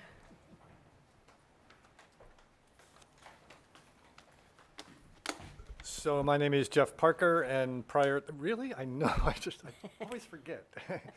And prior to several terms behind that desk, I was invited by Marge Jones, one did not say no to Marge Jones, and spent 15 years on the ZBA during the tumultuous times. And would be happy to use that experience and experience gained in the meantime to go back to the zoning board if you guys feel it's appropriate. Questions? Great. Thanks. Thank you, Jeff. Thanks, Jeff. And Kevin Olenek. I'm sorry. Doctor. Dr. Kevin Olenek, thank you. I've still got that question. Good evening. Kevin Olenek, been a Rockport resident since 1993. Interest in town government and service, and I figured this would be a way that I could give back to the community that I've been, I came to live here for 2 years and have now been here for 20-some years because we loved it so much. So why the Zoning Board of Appeals? I guess in my present job, I have appeals board experience over the last few years, and I figured that was the way I could bring some value to my committee service. So that's why the Zoning Board of Appeals appeals to me. So looking forward to working with folks on the board and working with all you. Great, thank you. I would like to move that we appoint Thomas Kennedy, Jeff Parker, and Dr. Olenek to the Zoning Board of Appeals for the terms to expire in 2022. Second. Any further discussion? All in favor? Thank you for coming. 5-0. Thank you, everyone, for showing up and for your service. Yeah. We voted for you. Thank you. Thanks so much. I Yeah. feel it was controversial. I'm feeling a little offended.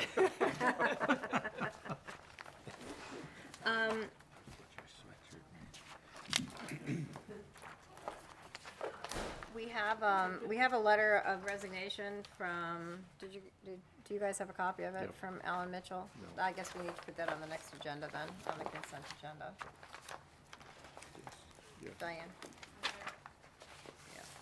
I have it, but apparently we didn't. Came in after the packet came out. Gotcha.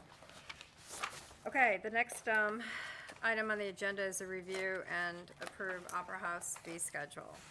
So, Drew, would you like to Can comment on this? Do you have, Linda? I do have a question. If there is a copy, could we vote on that?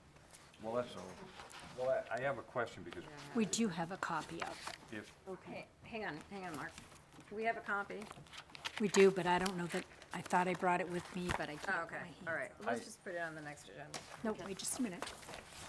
I mean, Wait.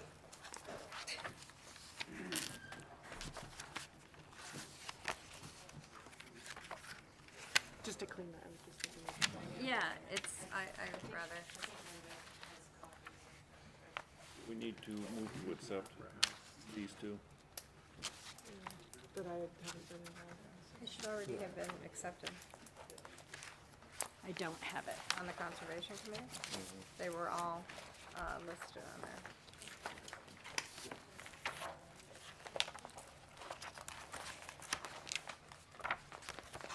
Linda, do you have? I do not. Okay, all right, we'll do it next time. Yeah, those were covered, Jeff. Okay, Drew, Opera House fee schedule. You guys already have some documents.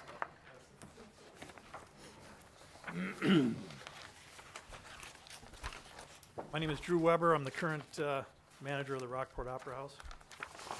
What I just passed out is just some more detailed documents of what we're going to see on the screen. Basically, there's a few reasons why I wanted to try to make some changes to the fee schedule and the contract at the Opera House. The first reason really is that during my tenure here, I've noticed that renters are quite often confused by the sort of à la carte method that we use.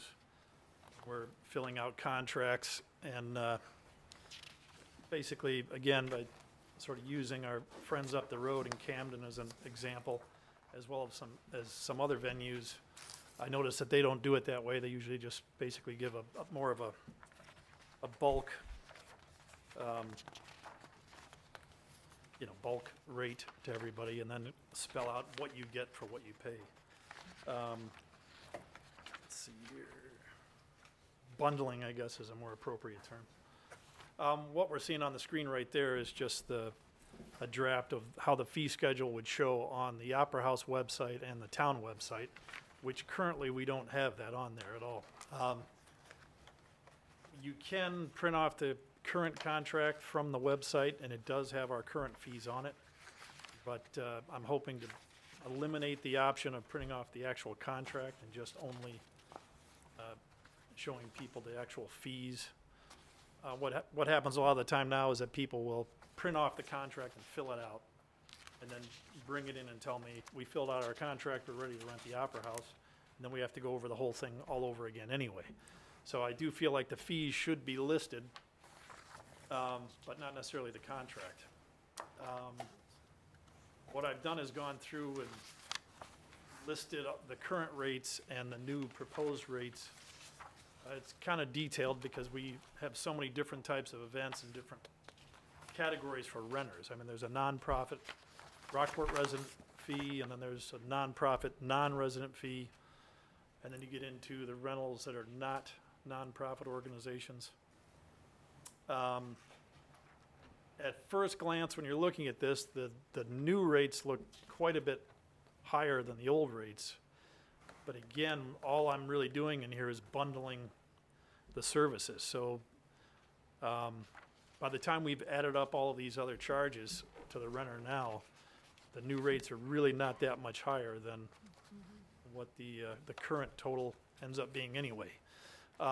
This sort of also, I hope, eliminates any possible, typically what I'll get is a renter will say, we don't want to pay for that, or we don't want to pay for this. And if it's already included in the fee, then they're not going to try to, cut corners on additional costs. The other sort of major reason for this is that under the current system, the custodial hours are not covered by the renter. We have a budgeted, amount of money for a custodian here at the Opera House. And what we ran into this past year was we had the custodian working so many hours that we ran through the budget by the time we got to January. And we didn't have a custodian here until just today, actually, was his first day back. So then what that meant is we had more public works hours over here doing custodial duties, as well as myself. Now again, I feel that any general manager of any business or facility should probably have the ability to take on any responsibilities or tasks and be familiar with every position. But if the house manager is taking care of custodial duties, then eliminates possibility for me to be doing things that I think are more important to the position. Let's see, I don't know if that's the, I mean, I think what's listed there right now is auditorium rates. Bruce, I don't know if you've got the next page. Yeah, this is just the Camden Opera House fee schedule, which is easily 200% higher than what our rates are. And that 200% higher than the new rates that I'm proposing. Now, I don't necessarily believe that we should be charging the same thing as Camden anyway, but just as a price comparison, you know, we're not even close to that. I feel like it's certainly time for us to consider an increase. From what I was able to find out, just going back on the records here, I haven't been able to see that there's been any fees increased in our rentals in at least 10 years. I think there was some changes made in the rental fee of the meeting room, not in the fees for weddings, memorial services, and the use of the auditorium. I don't know if any of you remember, I think that there was a change in the fee for the meeting room a few years ago, but. Anyway, going back to the custodial hours, the idea is if we add in the charge for custodian to the renter, then that means that there isn't really any possibility for us to ever run out of, you know, custodial services. Because whenever there would be an event, the renter would be paying for custodian to be here, and they would cover those costs. There's of course gonna be times where we need maintenance and janitorial services here that would come from that budgeted town fund. But, you know, to prevent the situation that we had this year, where we ran out of funds for the custodian, if the renter was covering those costs, it wouldn't be an issue. Questions? Past practice has always been, my memory, that if a line item needed to be overdrawn, in this case, it would have been the custodial one, the manager could approve it if it was for that purpose. And having what you said earlier, your time better spent elsewhere, I think our public works people would be better spent doing something else and overdrawing the line for future purposes. Drew, would you kind of go back to the beginning, though, and sort of tell me what the process that you and the Opera House Committee went through in developing this fee schedule? Was it a give and take between you and the committee? How did that evolve? And then also, it's sort of a side issue to this, but you'll remember during the budget season, both the Budget Committee and the Select Board very strongly recommended that the Opera House Committee get serious about developing an endowment program. And I just wonder, has that moved forward at all? I don't believe it has. I mean, it's been discussed, but I think that's probably as far as it's gone. We, you know, had talked about trying to create some sort of, you know, Friends of the Opera House and have the committee take more of an active role in trying to be involved in. I'm the chair of the Opera House Committee, and this is. Sonny, would you come up?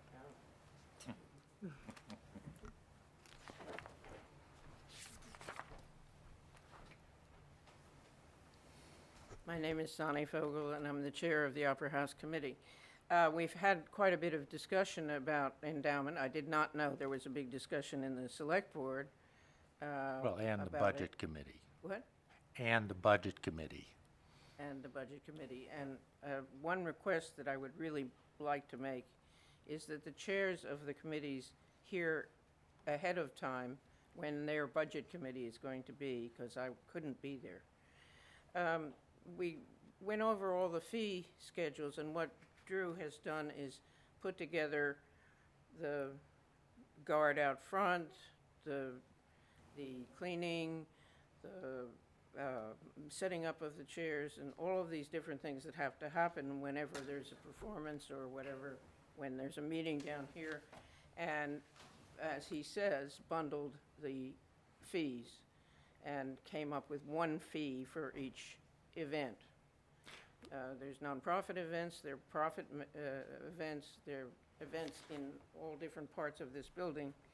And we did go over it very, very much in detail. What I'm trying to get at, Sonny, is what was the guiding philosophy for the Opera House Committee? Is it that the fee schedule should cover the costs of the Opera House, or that it should cover 50% of the Opera House and then the town will pick up the other 50%? The What? whole idea. What's the goal? That's a good question, because our thought is that if we have a proper fee schedule, and we include in that all we need to do for people when they hire the Opera House, Right. that we should make it pay for the rentals. And Right, okay. that the rentals will increase. Yes. Because we will offer all the services at once. Okay. And that is really important. So the Opera House should at least cover its own costs. Well, I don't know about the whole cost, but it certainly should do better than it's doing now. Well, the analogy I'm doing is with the Harbor Committee. You know, there's been sort of a feeling, and there's some discussion to be had about it, that, you know, the harbor should, through its fees, sort of cover its own operating costs. They come pretty close, don't So, they? yeah, well, yeah, but there's always a little bit behind, and we can argue whether or not that's the right philosophy. What I'm asking is, what is the Opera House Committee's philosophy, to cover Yeah, we your wanna own come costs? as close as possible, but right now, we're nowhere near, and I think this will help us a lot. And it will bring us more business, Yeah. because it's much clearer, and by the way, the Opera House is much cleaner, and a lot of things have been repaired that weren't repaired before. I think we're in good shape to go, but I'm not guaranteeing that we're gonna cover the heat and the light and the everything in this building. Because as you know, it's very expensive to run it. Well, again, I'm just trying to understand the philosophy behind the process. Well, it's a good question, because that was absolutely what we were trying to do, to bring in more renters, to have the renters pay their bill. And if you can approve this, then we will start right away with this new list of costs, and hopefully do better this year. Do you think the market would bear an even higher increase in these rates? Well, we had thought somewhat higher, but then what we thought was we'd try it this way, because we've gone up a bit. And if it doesn't hurt too much, maybe we will come back next year. We don't know. We want to see. But we certainly want to increase the income for the Opera House. It's not been very good lately. I think that would answer your question. It's a good question, because that's what we were trying to do. As for the endowment, we haven't even gotten very far on the plan, but we're working on it. We'll come with a plan to you as soon as we come up with one. Does that answer? Yes, thank you very much. That's really one of the big questions is, I mean, obviously, the Opera House really can never generate enough income to sustain itself, really. But at least if we can cover, you know, operating costs and that type of thing, I mean, somewhat of a correction is that we did have more revenues in the last fiscal year that just ended than we did the previous fiscal year. But the question is, will we be able to continue that? Raising the prices isn't necessarily the answer, I don't think. I mean, again, the only way to increase revenue is to have increased rentals. And again, I feel that the custodial position here is probably, in a lot of ways, maybe equally as important as the manager position, at least at times. And again, if we've got a clean facility that's well-maintained, it's going to be easier for me to hopefully rent it and create more revenue from putting time into other events. But How do we market, what kind of outreach do we have to attract people to come use the Opera House? right now, we don't have much. I mean, we have our website and we use social media, but I don't really have any other advertisements beyond that. Occasionally, I get approached from people who ask if we want to run ads in various publications and things like that, which I haven't done yet since I've been on board, but probably not a bad idea. Didn't we, I think we increased your hours in the budget, didn't we? Yes. And the idea was to give you more time to do some outreach and things like that. right? Correct. so we hope to see more. Right, absolutely. What would you do with that time in terms of outreach? Is it, Well, again, one of the things I haven't had enough time to do is really find more sponsors to pay for, you know, larger acts and larger events, or just to kind of put different events together, because there's a lot of logistics involved and just time that it takes to bring everything together. So hopefully with a few more hours a week, I have more time to kind of pursue those types of things. One of the questions I had was, what if there's events here? Let's say that you had some music group who came in, a nonprofit music group, and they wanted to put on a concert in order to raise money for the library, or in order to raise money for the West Rockport Fire Station, something that benefits the town. Is it still fair to charge that nonprofit group who is doing this just to benefit the town, to charge them $400?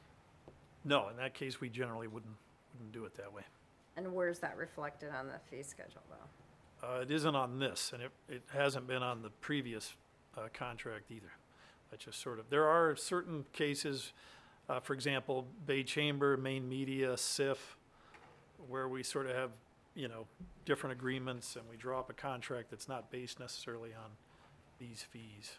Is that contract approved by the town manager when it's done? Absolutely, he signs it, Okay. yes, or that person signs it. So I think that we should probably have something then on our fee schedule that says that we retain the ability to, I don't know, I guess there's something that I would just like to have it be known that there are situations where the town manager, for example, can waive the fee. We usually just call those town-sponsored events. I don't know if you have something to say. I don't know if it would actually be town-sponsored, though. I mean, it's for the benefit of the town, but is the town really sponsoring it? I'm not sure. I was just gonna chime in to say, prior to Drew's time, there have been groups that have come to the board, because the structure is that they come to the select board and say, we are doing something for the town, will the board waive the fees? So that's a decision you get to make. It's never, it hasn't to date been in as a listing, you know, you could plead your case to the board. Yeah, we don't, right. But there is No, we don't wanna say that. the history there of that Yeah. happening, and you're the final arbitrators of that. Yeah, I don't mean to put it on the fee schedule, but to have it somewhere, written somewhere that we, could do that, but I guess we can do it anyway. Okay. on the website, there's a calendar for the Opera House, but whenever I look at that, I never find any of the events that are happening at the Right. Opera House on that calendar. That's really my fault again. That's something I'm responsible for. At times I'm up to date on that, and currently I'm not very up to date on it, but hopefully you'll start seeing more things on there in 'Cause the that next could- couple of I think weeks. could be part of the marketing efforts if we didn't Absolutely. see I mean, that. and nowadays, of course, people go to websites, you know, Yeah. on their phones and everywhere else before they really check anywhere else. So I think the website's really got to be the primary source of, you know, not only what's happening here, but what, you know, what's going to be happening here. So, Drew, one of the things that Megan raised, and I think is an excellent point, which it says on the last sentence here, the balance is due immediately following the event, but it really should be due before the event, and it should be due some number of days before the event to make, you know, because we lose our leverage for payment once the event agree. has occurred. Yeah, when we drew that up before our last committee meeting. Yeah. And since that time, I was looking at that myself and thought that too much potential for, you know, unpaid balances with that, I Right. think. So is 7 days a reasonable number, or what? Well, right now, we usually ask the full balance be paid 2 weeks prior to the event. And a lot of the time, I mean, sometimes we have people that don't rent the Opera House until the week before, so that they're already within the 2-week time frame. And at that time, they really should have to pay their balance immediately. We've been, as always, a little bit lenient since I've been here about, you know, I mean, when I took over as a manager, there was a number of unpaid balances, and I felt like within a few weeks, everybody was paid up. We had one issue this past year with a renter who actually ended up filing for bankruptcy, and I don't know that we ever really saw that money, unfortunately. But again, they shouldn't have even really had their event. I mean, I guess technically that happened in the previous fiscal year, but, you know, just something that I tried to collect on after I got here, but. So yes, that needs to be corrected. I agree So that 2 weeks prior. 2 weeks prior, I think, Balances is, due 2 weeks prior to the 14 event. days. 14 you know, days, again, right. other venues in the area require payment a month in advance usually. So 2 weeks is more than fair, I think. So 14 days to be precise, Correct. prior to the event, so. The other changes question, in you know, like I said, I've been fairly lenient with that. I've had a lot of renters who will pay their balance the day of the event, and I've been okay with that just because we got it. But the question came up at one of the committee meetings of whether or not we should have a late fee or anything like that, you know, to try to Well, if they encourage don't people pay not 2 to weeks allow it. before, they lose their You're already deposit, delinquent, right? That's how it Well, that's how works. it should work, yeah. That's how it really should work. I mean, we need to be less lenient and a little bit more structured. True.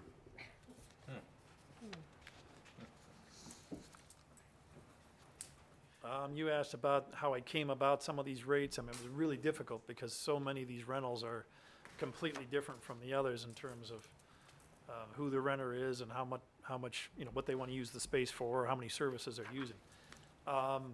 Bruce, I don't know if you can pull up the wedding or memorial service page. I just kind of went with, it seems maybe extreme, but a 25% increase on weddings, because I thought our rates were incredibly low compared to other venues and facilities in the area.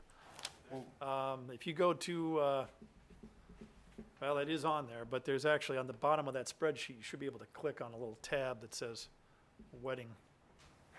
So for consistency At the purposes. bottom of, unless it didn't show up on there. Oh, yeah, okay, so, So for consistency purposes, I know it's not apples to apples, but what do we charge at the harbor for somebody that wants to have a wedding down there? I know there's a tent involved, there's other things, but is it anywhere near similar for this building?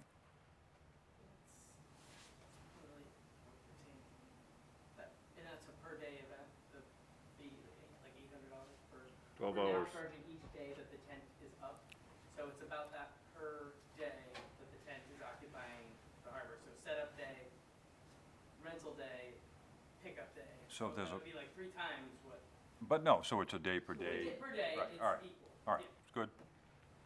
Yeah, because here they're only using it for the one day. And we do half days if they're gonna be broken down, the tent, and they're gonna be out of there by noon, we'll consider it half day. Right, no, I was just saying that Yeah. if for- one day here equals one day down there, and it apparently does, so. It's comparable.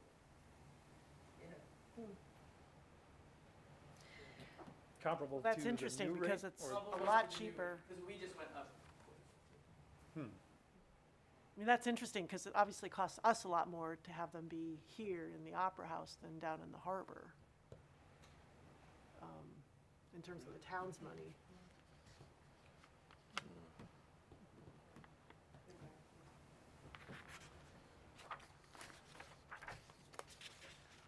I think Abby's not sure about that, in terms of her time.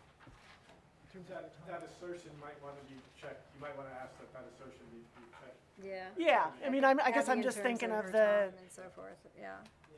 you know, sort of all the systems that are available. We need, we should. Yeah, the impact of come the up with park. Mike, I guess Abby, you need, yeah, whoever's. In summary, I think that, Abby is saying that in terms of impact on her time and impact to the park in terms of not being available for other people. Right. It's not necessarily accurate to say that. To say that, yes, there's more impact on, you know, everybody there, less than, you know, so we're sort of looking at, we limited the tent size that somebody's allowed to do it. We've limited number of weekends we're allowing people to rent the park just because of that impact. Yeah. So, you know, whether it's actual dollars to dollars, it's different than, you know, the impact, I guess, would be my 2 cents. we'd rather have them here. Yeah. Look at it. Okay, So- does the board have any No. more questions? This recommendation comes from both the Opera House Committee and you as well, Drew. Yes. It was worked on together, the recommendations for the fee schedule, okay. And we are suggesting a revision to it so that the last sentence would be balance is due is 14 due 14 days prior to the event. Yes, I would definitely. The last sentence. So, any other questions, or does somebody want to make a motion? I'll make the motion, Madam Chairman, that we evoke or otherwise adopt the fee schedule for the Rockport Opera House for the coming year as recommended by the Opera House Committee and Opera House Manager, As amended. as amended to By the include board. by the board to include the caveat that fees are paid out 14 days prior to the event. Second. I do have one other thing to comment on. Go ahead. The other thing we're hoping to do is review these fees annually, because again, it doesn't look like they were reviewed, at least not as far as I know, even with the committee or just with the select board? Not at all, okay. So we should at least be reviewing. Good. But a Yeah. good time to do that is during the budgeting cycle, when we can review it, and then that way you can be able to propose new revenue based on your fee revisions. Okay. Right. Okay, was there a second? Yes. Okay, any other discussion? All in favor? 5-0. Thank you. Okay, thank you, Drew. Thank you, Abby. All right. The next agenda item is the update on the West Rockport Fire Station. Approval of construction document proposals, which I'm not so sure is appropriate. So let me give you a little history of what's happened here. So, you know, we have infrastructure bond money that has to be spent, $149,000, that was earmarked for the fire station. Has to be spent by July 31st of this month. And unfortunately, it hasn't been spent prior to this time. So this came to my attention on Wednesday when we were preparing the agenda. And it was suggested that, basically that about $100,000 of the $149,000 has been spent thus far, approximate, and we'll walk through those numbers, so just bear with me. And that when I started delving, really delving into this and trying to figure out what was going to happen to this other $49,000 and where things stood on this entire thing, it was suggested, well, the fire, that Jason was going to do as much as he could do in terms of, pre-purchasing certain items for the new firehouse and this and that. Clearly, that was not going to be, going to cover the $49,000, and clearly, some of those purchases were not the best things. I mean, like purchasing kitchen appliances, and this is not a criticism of Jason. He was trying to do the best he could here. Purchasing appliances that are, the warranties are out of date as soon as you open the firehouse down the road and all that, just wasn't going to make it. So Megan and Linda and Jason had some discussions when I was over at the town office on Wednesday, again, preparing the agenda. And it was suggested, a very good suggestion initially, that perhaps instead of just, and we'll get to this in a minute, but perhaps instead of just looking to 2A architects who had already been approved to do a phase 1 rough drawing proposal of the firehouse, approved by, this was something that Rick Bates had approved and had not signed prior to leaving. That amount was for less than $5,000, $4,760, which did not require select board approval.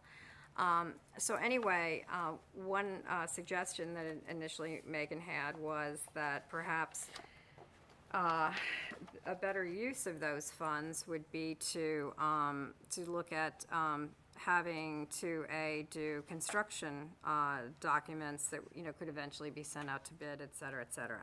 Anyway, the bottom line is that this is just not going to work, and it's too fast, and it's too much too fast. And so we're in a position, unfortunately, where approximately 100,000, and again, I'm gonna ask Megan to talk about the details of the numbers. Approximately $100,000 has been spent. The $49,000 remains. And if we don't, of course, use that or contract for those services by the end of this month, then the bond funds have to be returned with penalties, and it affects our bond borrowing capabilities in the future. So that's not an option. So one of the things that I think that Megan is going to suggest that we consider, in that infrastructure bond, there were certain things that the funds could be used for. And the other viable purpose for which we can use those funds is for Mount Pleasant Street. And so there's a possibility that some of those remaining funds be diverted over to Mount Pleasant Street. So with that, I'm going to ask Jason and Megan to both come up and give whatever input they would care to do.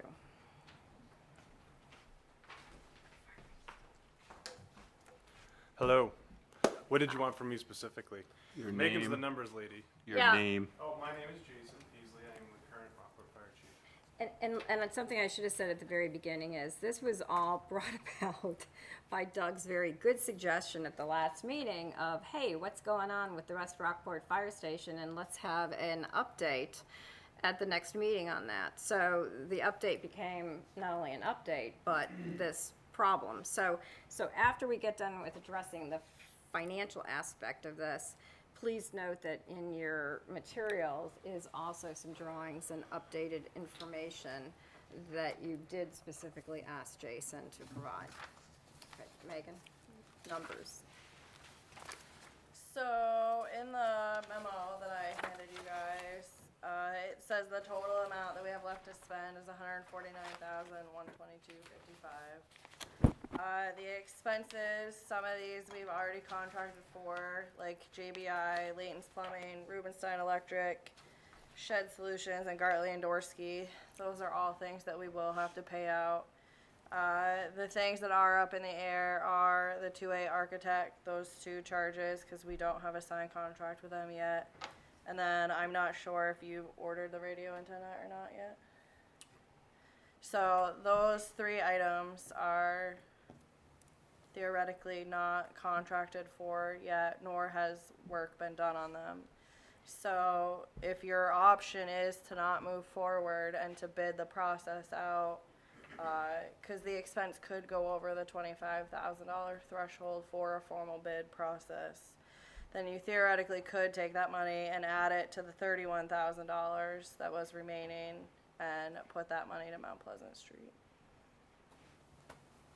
So, Jason, could you tell us about this radio antenna and what the deal is there and why that would be, why you would have that be paid for now versus later? We can purchase it now and we can actually utilize it for that station. Currently, there is no radio there that we can use or communicate. The trucks are off while we're over there, so we don't have access to that, where this current station and most fire stations have one.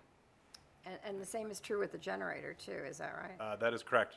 Currently, if there's no power there, we have no ways to obviously open the doors unless physically you unlock it and try to push the door up.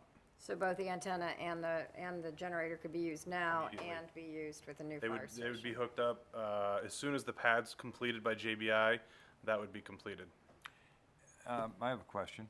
Doesn't our current fire station in the village here need an antenna as well? Yes. It needs antenna repairs. Repairs. Can we use any of that monies, Megan, No. for repairs? It was not a specified the public safety building was not a specified project. I'm a little disappointed we're buying a new one. I'm not disappointed we're buying a new one for the new building to come. It's just that this one has been needed prior to my leaving 3 years ago, so.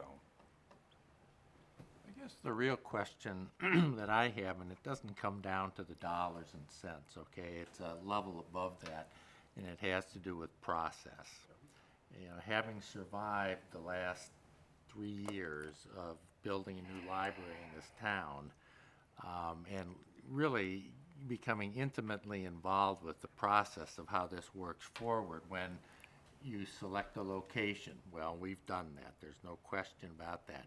But then you have to, you know, have charrettes where you have a design phase and people come in with various designs. Different architects present what they have in mind. You select an architect, and then you go through phase 1, kind of design development, and then you go through phase 2, design development. And there's no question I support a new fire station out in West Rockport. But, you know, when we're buying a new antenna now for a building that, you know, we haven't seen any drawings for, who's going to be our architect?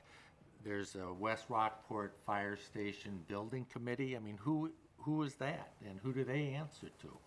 So I'm a little uncomfortable with this process, having gone through the library process. Which is why you raised it at the last meeting, Right. and I think we all felt a little uncomfortableness that we didn't What's know going what on was here? going on. So yes, I think that's a good threshold question. And then along the lines of the process of the construction, or the architect and the construction aspect of it, I did talk to Amanda today, the 2A architects, of 2A architects, and she said that really, I think as of Wednesday, when this was presented to me to, you know, for agenda purposes, as I said, Rick had already approved the $4,760 for phase 1 to do the basic drawings. When I talked to Amanda today, she said, you know, really, if you're gonna send this out to bid, you really shouldn't even, you could wind up wasting that money because, you know, anything that you send out to bid, the architects are going to come back with a whole new drawing. So I mean, she was very upfront and said, you know, if you're going to send this out to bid, then you ought to not engage us to do anything now at all, which means that, you know, not only do we not, you know, do this phase 2, but we don't do the phase 1 that Rick had already approved but not signed yet. I think So- that just further supports the idea that, you know, you have to slow down, back up, and follow the process. I'm kind of with, I am with Doug on the concern around the process. How did we get to where we are today from a timing and spend standpoint on this one? Jason, you had pointed out to me that we did approve some of these things that we don't necessarily remember, so maybe you can refresh our memories. Trying to see how to do this correctly. So a year ago, we came in front of you. We did in February, but I had come in front of you over a year ago to explain what was needed over there with the current truck situation, current personnel situation. The previous town manager basically kept pushing things back, indicating that the library was the priority right now and the fire station was 3 to 5 years down the road. I kept pushing that that's not the case. I'm not saying library is not the priority, but we have serious personnel concerns on where they're located, current housing of our fire trucks. So a year ago I came in, I was asked to start getting a process together, some ideas. That's when we started working with Gartley Dorsky to do the land swap payment with Mr. Nelson Tolman. As I talked to Deb, I had pushed on a monthly basis to move forward with this process, and it kind of kept getting pushed back because it wasn't the priority. I can say that I remember the initial design that was brought forward by you some time ago, where it was a 2-bay facility, and then I understand lately it has morphed into a 2-bay, 2-deep building. I don't know, that is, I think, what Correct. we may not have seen. That was part of, we did bring that up. Gartley Dorsky had done their engineering and found that the state actually owns 15 feet of our current apron. By them owning that, if we were to redesign the current station, we would only, do you remember what the length would be from the bay to the 15? We would only have 18 feet, so our trucks wouldn't even be able to pull out and park. We'd be out in the middle of Route 90 potentially if they ever did something that's on their property. So Gartley Dursky went over the whole entire property and found the only feasible option was to move the building immediately behind the current building, which we presented back in February. And again, I continuously tried on a regular basis to try to move more of this forward, and it was pushed back. We tried to get multiple things signed, and they didn't get completed. I can only do as much as I'm capable of doing without going over other people's heads. Let me ask the question a different way. We had an amount of $149,000 to spend toward West Rockport. It was originally Architect. 125, just to be clear. But currently, it was 149. Yes, sir. We've spent 105 of it already, right? No. No? That's what the document I'm looking at here says. Yeah, the 5,000, I think, contemplates, the 5,000 contemplates the Phase 1 5,000, which was already approved by Rick, and based on what I had said earlier, we might want to revisit that. That's why So- you went to the 100. Yeah, so that's why it's 100. I mean, Alright. I would say 100. All right, so minus what the prior town manager had for a Phase 1 contract, we're at 49,000. That's gotta be spent between now and the end of the month, or contracted for, AKA committed to. Right, all we need is a signed contract with something for something. Is that right, Without- Megan? Okay, good. All right. So what is the next step for the West Rockport? Is it to do Phase 1 study? Is it to do Phase 2 study? This goes back to Doug's, the process here. Or is it to go out to bid? Is it to go out to bid for design? Design and engineering services, Okay. I would, because it will exceed the 25,000. I would like to have the board consider resurrecting the building committee that has been involved with every building that's been done in the 30 years I've been here, except for the library. Also, one of those members on the building committee is Alan Mitchell, and he probably could tell you who the people are that are or were on that committee, and they could be involved during this process. That's fine going forward, Mark, but this is our last meeting as a board between now and the time that this $49,000 has to be spent or Committed. contracted Correct, for, but we- committed. Has So- the pad been completed? No, but we have a signed contract for the. Okay, and how much of that money of our 149,000 is gonna be used up by the time we have the pad ready for the next phase? All but just over $48,000. So The that's 40 the that's the 48,000 that 49. we're Yep, stuck with. yep.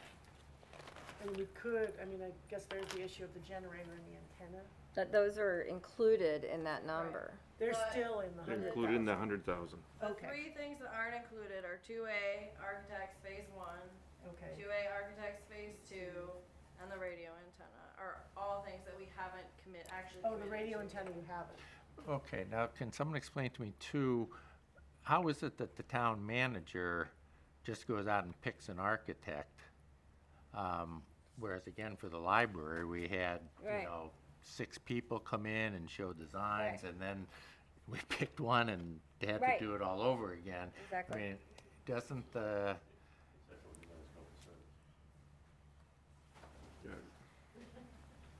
Hi, Bill Lane from Gartley Dorsky Engineering, also a Rockport resident, and member of the fire department, wearing all the hats. The initial utilization of 2A Architects was going to be for a conceptual design or a very preliminary drawing set come to a termination point. So Okay. that would have been well underneath $25,000 as a. It was the $5,000 criteria. number. That's the phase, Correct. that's the Phase 1 number we have for. That would for resolve programming and massing of the 4,760. structure. I'm sorry, cut you right off. It's all That would resolve programming for the facility, massing of the structure, and come up with something that could be used to seek public input. Yeah.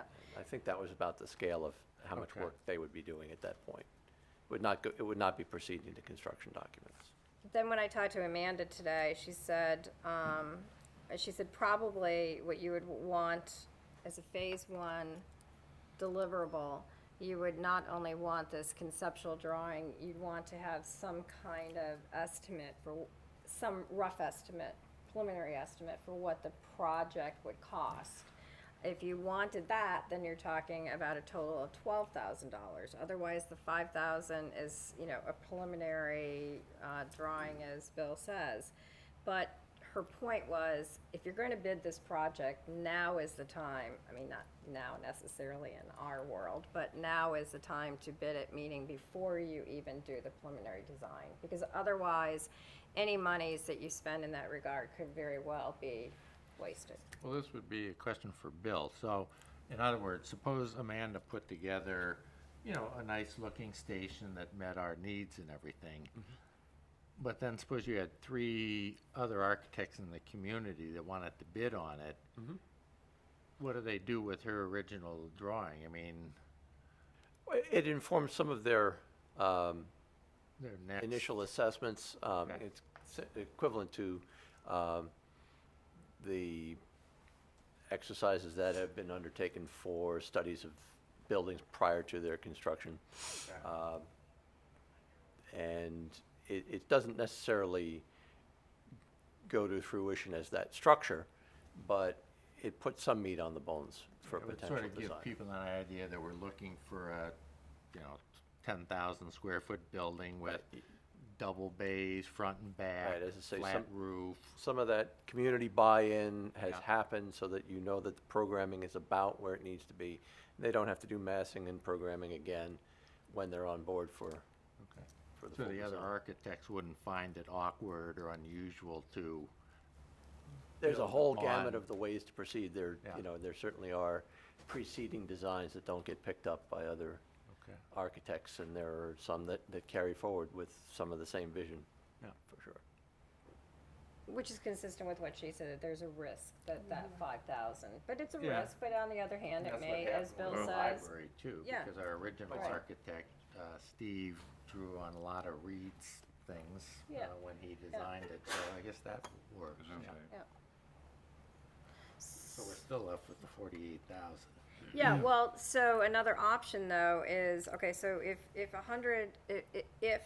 hypothetically, based on that discussion we just had, if we wanted to go forward with that phase one rough conceptual design, then that puts us back to the 105,000 that was in my cover memo to you. But still, 105,000 that was already committed to or spent.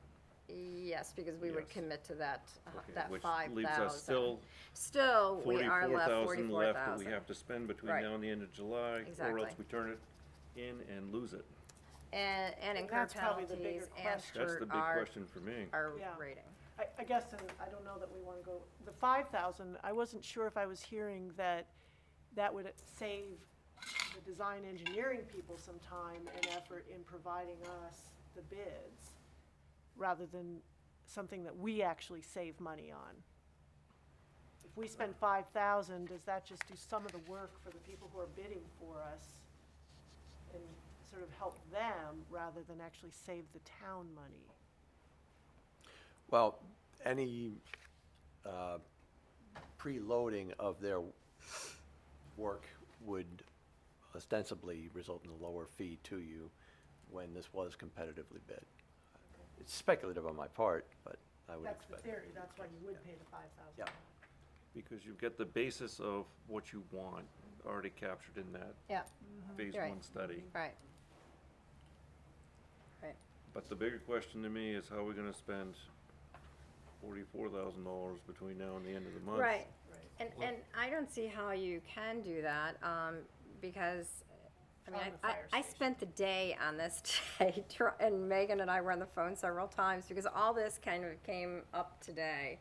There's a little bit that trickled in on Friday, this phase 2 number, but then really all of these, various documents that you were confronted with tonight really came in today, this afternoon. And so I don't see how, with the need to go out and competitively bid it, how we wind up spending that. As much as I would like to see that money spent on the West Rockport Fire Station, I don't see how we can with the time that we have left, which makes me think that perhaps putting it toward Mount Pleasant Street is the only sure thing that, I might say smart thing that we can do, where it's a priority, another priority of the town, and we're not gonna take any risk of wasting the town's money.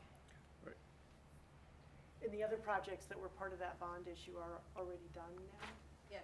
That's Done, why done. it's the only. That's the only thing. And that's the only thing that's left is Mount Pleasant in that bond? The only thing that was part of the project that we could still put money towards. Okay, so that's the only alternative for that money, is what you're saying? Yeah. Well, Megan, what, in your first paragraph of your memo, you talk about the bond issue, they were projects that were included in the bond issue were West Rockport Fire Station, Public Works Roof, Summer Street, Mill Street Bridge, Mount Pleasant Street, and School Street.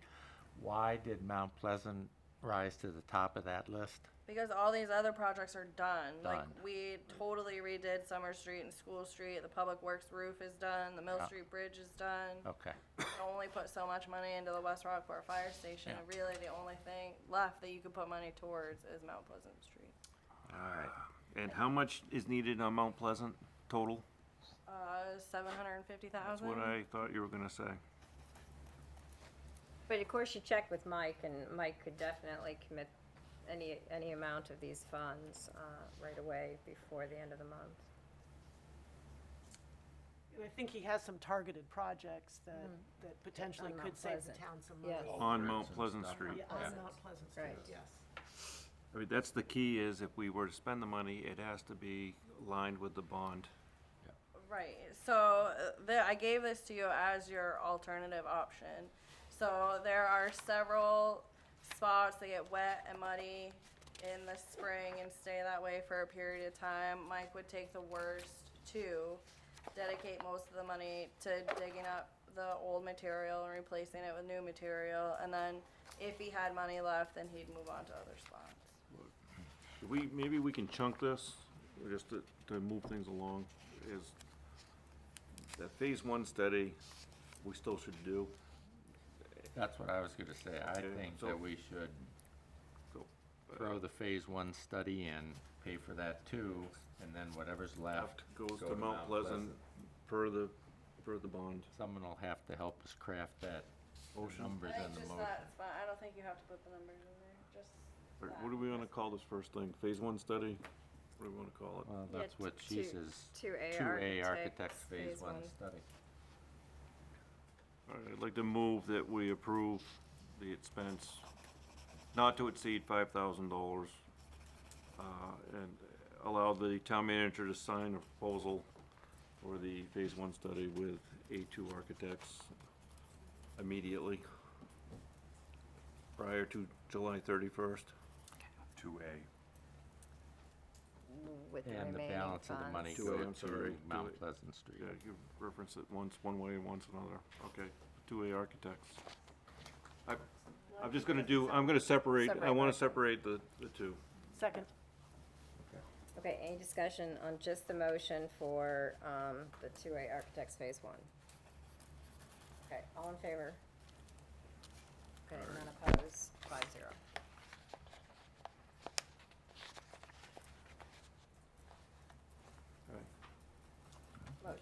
Motion for the remaining of the funds. I would make a motion that any remaining bond funds be Not applied. already committed. Not already committed, be applied to Mount Pleasant Street work. Second. Do we need to have some, I know Mike has in his mind where he'd like to have it done, but do we need to have a little more specificity as to where, or what,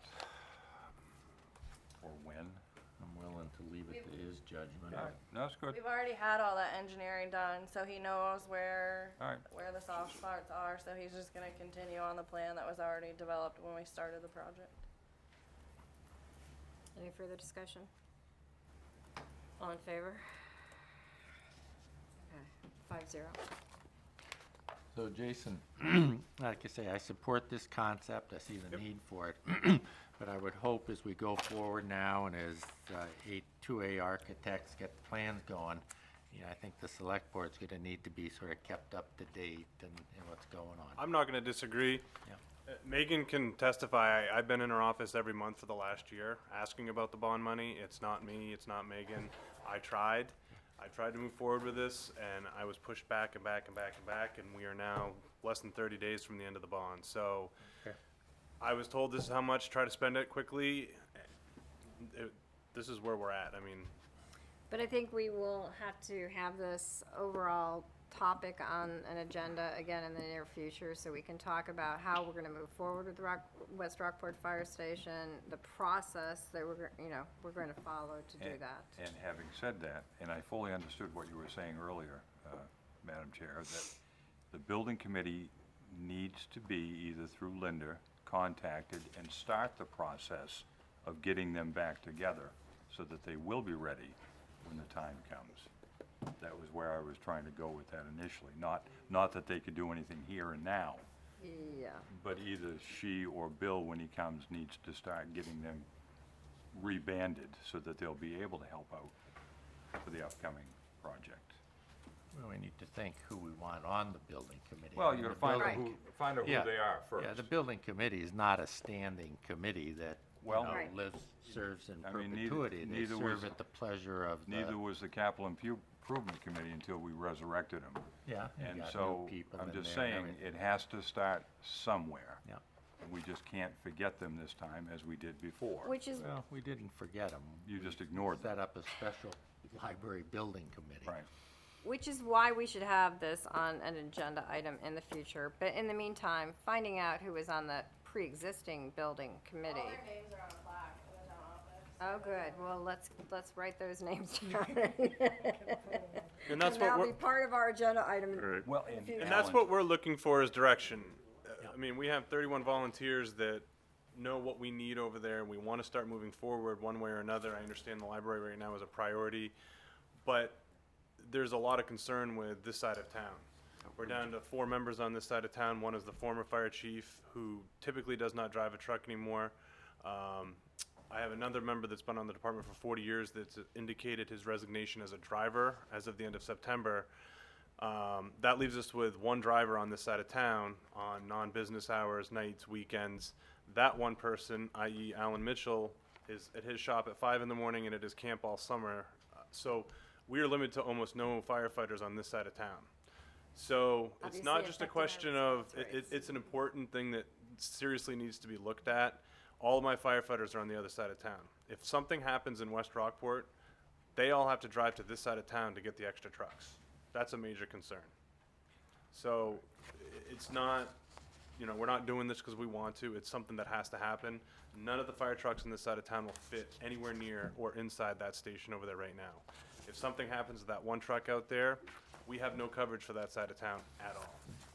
I think you have seen the support of this board through the approval of a Phase 1 study to move forward, so. How long will it take to get that? To get what? To get the phase 1? I don't know, When, we go, No, they didn't. we've got to hear from the people we contract with. Right. The- yeah, the so it original- seems like there's nothing we can do until we at least get that. Right.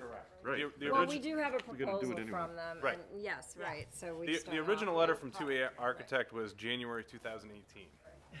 We, Just so you're aware. Right. So this has been a year and a half that we've been trying to work on this. Okay, Okay, thanks. thank you. And did you want to see anything with what JBI is doing, or are you good? Because you wanted maps, I think it'll be part of that next agenda item. okay. Well, we had the one site plan in our, Right. Right, that's why I wanted to check before I leave, because Right. they're gonna start, they're starting this week. They're currently busy right now with all their trucks hauling to the transfer station, hauling in hundreds and hundreds of yards of fill to cover the pile, so. No, I'm all set with that. Okay, good. Okay, so the next agenda item is discuss contract renewals, and I think that this is a pretty short agenda item. Basically, what I asked Megan and Diane to do is to put together all the, thank you both, put together all of the contracts that we have. And I kind of segregated those into contracts for which we contract for services, contracts where the town provides a service, and contracts for personnel services. Some of them could go under a couple different, or be categorized under different ones, but anyway, bear with me on that. We've already talked about Bernstein Sure and sending out some RFQs on that, which we'll pursue. Blue Aqua is a separate agenda item and one that we might want to discuss in executive session because it involves negotiation of that contract. And we know that Northeast Ambulance is, we've just signed a contract, but we have to be on top of that. These other contracts, you'll see that, many of them, oh, I skipped over one, sorry. Many of these are just bid on a regular basis, as you can see under the recommendations and comments. I should back up to R.H.R. Smith, the auditing services. We're in year 3 of a 3-year contract, and Megan's recommendation is that we would stick with R.H.R. Smith for this 3rd year. And they've done a very good job for us and so forth. Then you get down to Claybrook and Farley, and that's where we have these contracts until 2021. But these are the 6 contracts, believe it or not, for mowing and maintenance of our municipal buildings, the parks, the cemeteries, and so forth. And I think that Doug had indicated to me that the the Parks and Beautification Committee was intending to look at those contracts and see what they provide for and what kind of services we're supposed to be getting. And I think that's a great idea because obviously when it comes to, the discussion we had earlier with respect to what I would call shambles that the exterior looks like at the town office, and what Mark has observed at the park across from Seafolk. Goodrich, recently. A lot needs to be done with respect to. Yeah, one of our plans for the Rockport Beautification Parks Committee was fairly early sit down and review all of these contracts and see what they provide for. And then the next question is, what do we want them to provide for? Realizing this is all going to cost money. So. Right. So clearly those contracts need some attention. You'll see that some of these other contracts are Woodward and Curran, GWI, those are all Revision Energy, Midcoast Solid Waste, those are all contracts that I think that we all know about that. Can I just make a comment about the mowing bids? Yes. It would be way easier for record keeping and payment process if we did one bid and awarded it to one company.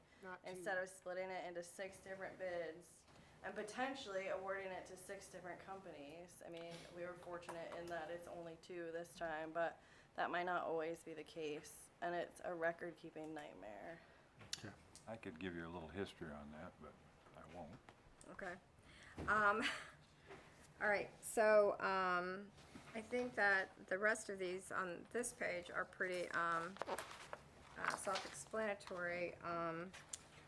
If we could, at some time in the future. Could I finish the second Yes, page? And then, please do. could you hold that thought? And then, the ones on the second page are contracts where we provide services, to Bay Chamber, to the Heron, to the Boat Club, and so forth, we're the lessor. Those are, a little different.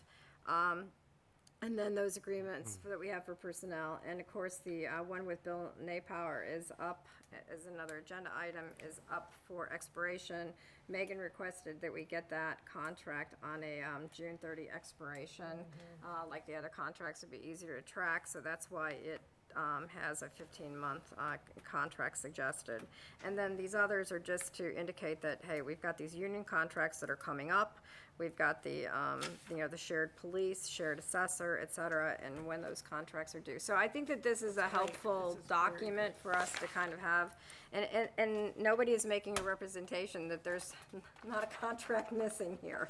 But Megan and Diane did a yeoman's job of putting it all together, and I sat down with them and we categorized it in this way. So Where do you want to begin? I'm done. All right.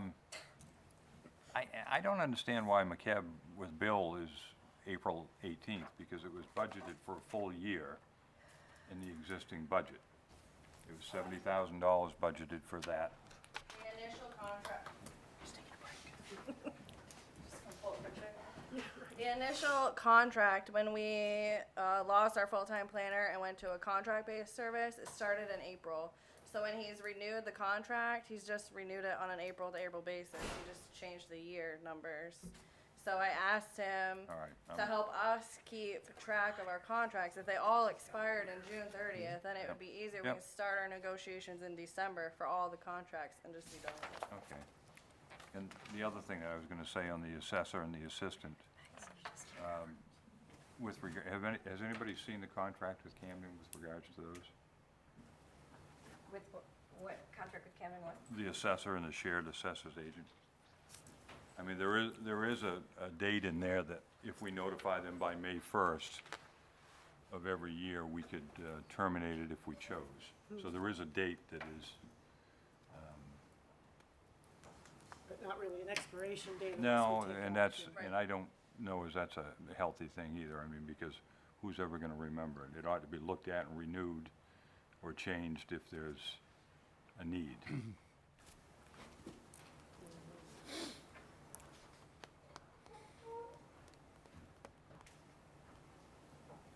Which is something, so the idea of having them all on the same expiration date is that we're not waiting until April to decide what contracts are expiring and what contracts we need to rework. So if you pick a date in December or January and say, this meeting, we're gonna focus on what we wanna renew for contracts, then you could certainly have those discussions in December about your reoccurring contracts that just automatically renew. You could have that at that. So I guess my comment would be, if it's as important to have a shared police chief with an expiration date of June 30th, 2020, why wouldn't it be equally as important to have a shared assessors agreement with a similar June 30th, 2020 expiration renewal? I mean, one is as important, if not more so than the other, and they're It's both, just the way they're written and now. they're both shared, so. Yeah, I've not, I mean, we don't even know what the expiration date is, right? I mean, according to this. Well, there is none, except for the fact that if you haven't seen the agreement, you should take a look at it. There is a clause in there that allows us to discontinue, but we have to notify them by May 1st of whatever year we so chose. So I just think if it's as important to have a police chief with an expiration, perhaps we ought to have all of them have an expiration renewal date. I mean, I brought it up because I brought it up in my first year on the board because we had an agreement that was in place that had never been signed for either Carrie and/or the assistant in Camden, and it was a mess. And we finally got it signed, and I think that's why they chose to do the never-ending renewal process. But that's just my 2 cents worth. Okay. Well, and that's, yeah, I think that's good to, do we have a couple we need to should take action on tonight? No, I think we've already decided with respect to the Bernstein Sure one. I don't know that, oh, we do need to do something, I think, Megan, with respect to the auditor, right? R.H.R. Smith that we- says, If we want to continue with R.H.R. Smith. Yeah, you can just indicate that you want to do another 3-year contract with him, and I can have him draft up a contract agreement. His contract is good through 2019, which means that he'll work through 2020 doing the fiscal year ending 2019 audit. But we don't have anybody lined up for the 2020 audit. So that's what you would need to do. And we're not, when it says RFP, does that mean we have to go through an RFP? No, we don't. process? You guys can elect to do another 3-year. Okay. And then interstate septic, it says that expires at the end of July, and we're being asked to, it's being recommended that we renew that one for 3 years? Yes. Okay. That's annually. They send us the thing every year that says what their price is gonna be, and then the town manager signs it, and that's, Okay, so that's a typo here, where it says recommend renewing for 3 right, years. it just happens every year. And that contract total is like $2,200, so. So should we take care of those 2 items? Or, I guess I defer to. Yeah, so I guess, are we looking to, okay, we don't have anything lined up for 2020, so we are looking to renew the RHR Smith contract, and that is your recommendation that we do another 3-year contract. We have, we don't have a proposal from him, do we, for the 3 years? So shouldn't we be getting the proposal I first? can ask. Yeah. So, on that same note, I mean, am I under the assumption that, like, the sidewalk snow removal is June 30th of 19 as an expiration, so we need to either do that or go out to bid again for it? It looks like Mike- Public Works is doing an RFP for that. Yep, Mike does that every 3 years when the contract expires. I mean, That's in process now. It'd be good to have already done it. I was gonna say, should already be back, or, I mean, not that it's any hurry to I get snow know, we could removal, probably but. wait a month or 2 before, hopefully. So a number of these are, sent out just automatically on RFP process that I thought was instructive, that we don't need to take action on. Right, it just looks like these 2, Well, I think that we need to get, from RHR Smith, we need to get a proposal for a 3-year renewal. So we've already said that we were gonna do the RFQ for Bernstein Shore. The Blue Aqua, we're going to have to discuss in executive session. We have it as a separate agenda item. And which other one are you referring interstate to? septic. Interstate septic, I mean, that's for disposal of waste, right? That happens anyway. That just happens So we don't, annually. that's not an Right, action item for us. Right, Okay. right. So, and then there's the issue of the maintenance, which Doug and committee are gonna take up. Yeah, perfect. Okay. Thanks, Megan.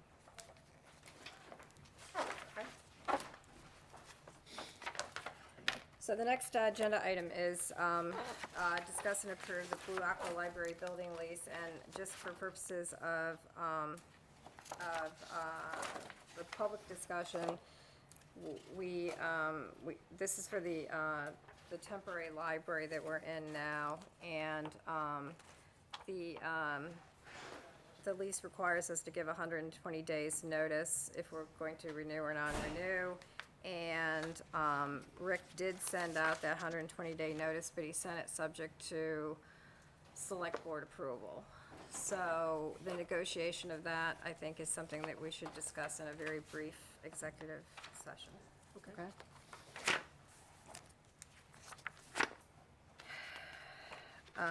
And then the next agenda item is discuss and approve the MCEDD planning services agreement for Bill Napalm that we alluded to. I move to approve the MCEDD Planning Services Agreement for the term April 18th. 18th 18, to June 30th June 30th. of 2020. Okay, any discussion? All in favor? 5-0. Okay.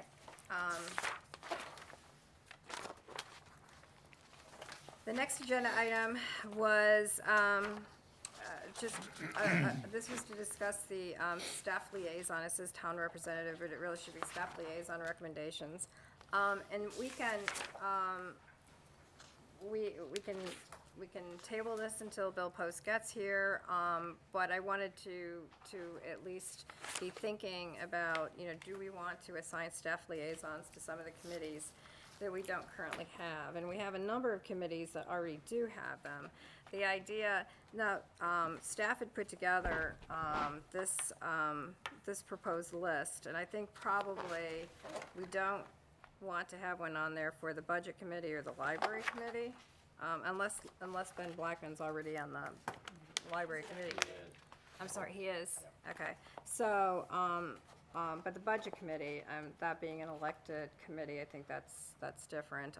Obviously Carrie Leichman is the Board of Assessment Review individual.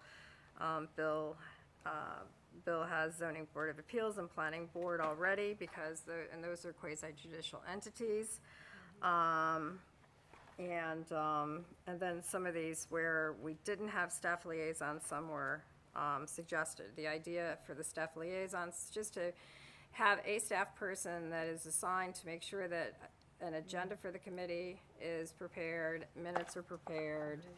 I think it will help us be more consistent in making sure that those items are done, and that's something we've been griping about for quite a while. I motion that we, Oh, yeah, go ahead. I'm gonna do this. I motion that we table this discussion until Mr. Post is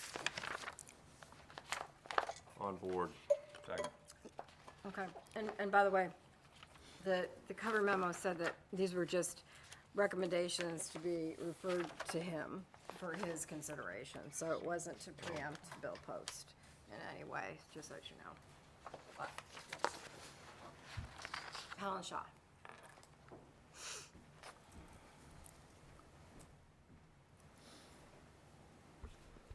Helen Shaw from Rockport.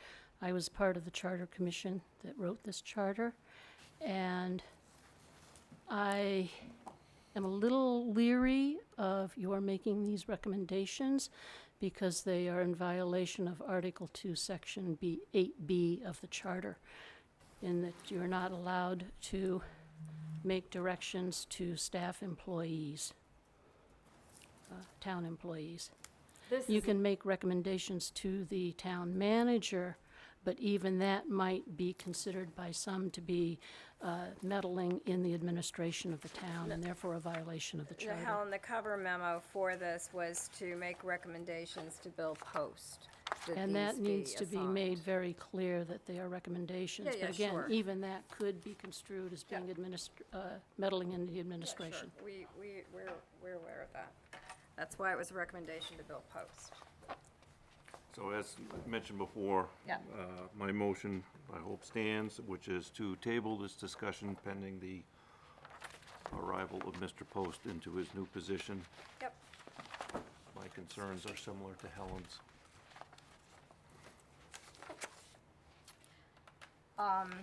Mark seconded. Oh, sorry, Yeah. okay. Yeah, yeah. Discussion, any other discussion? Okay, all in favor? Okay. That's it. Okay, next on the agenda is policy on harbor amplified sound. So, we had received, one resident complaint about the amplified sound from the last, event in the park. We then the board received letters, emails from 5 supporters who thought that the event was great, and want to see continued events. We also have a, list of, future events that are scheduled for Marine Park. And we also have in front of us, Rockport Harbor's nuisance ordinance, as well as how Camden addresses the situation. So, Paul, sorry for your long wait tonight. Thank you very much. Paul Charbonneau from Pascal's Avenue in Rockport. To try to expedite things, I'll just read my prepared comments, and so I don't babble on here for too long.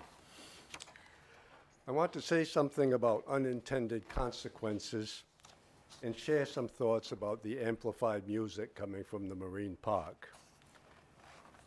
Don't you think that a loud, amplified, beating bass for hours on end weighs heavily on elderly people, people with migraines, people who are sick or recovering from surgery, people grieving over a loss, neighbors and friends, really, likely brought up not to complain? And a lot of folks just don't like it.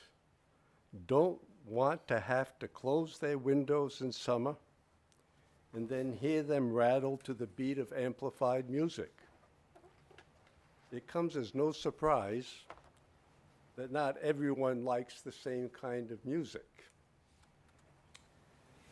Law enforcement in Maine has the right to stop vehicles while blasting high decibel music. They have the right to stop noisy motorcyclists. Imagine if I opened my window and blasted onto the street an amplified boombox rendition of the 1812 Overture, or if someone on a yacht in the harbor did the same thing. You know what would happen. Is there any reason to allow that amplified music be imposed on everyone in the expanded hearing distance that amplified music creates? In my home, I have the freedom and right to turn off the radio, to watch a ball game, to read a book, to have friends in for a drink or for a game of cards. But I do not have the freedom of turning down or turning off amplified music coming in from the outside. To let that go on now is, in my view, to be complicit with what can only be seen now as an allowed and therefore intended consequence. Taking away my right to choose, feeling forced to leave the house if I don't like it, is not a choice I should be told to make. It's an imposition. Let me be clear, I am not advocating for no music at the Marine Park. Obviously, many of our choices are restricted by laws, usually with the consent of the governed, and for the sake of the common good. Can you see how this amplified music ends up smothering ordinary, everyday freedoms? And that's what I'm asking for, to protect that freedom that we all should have in our homes. Thank you.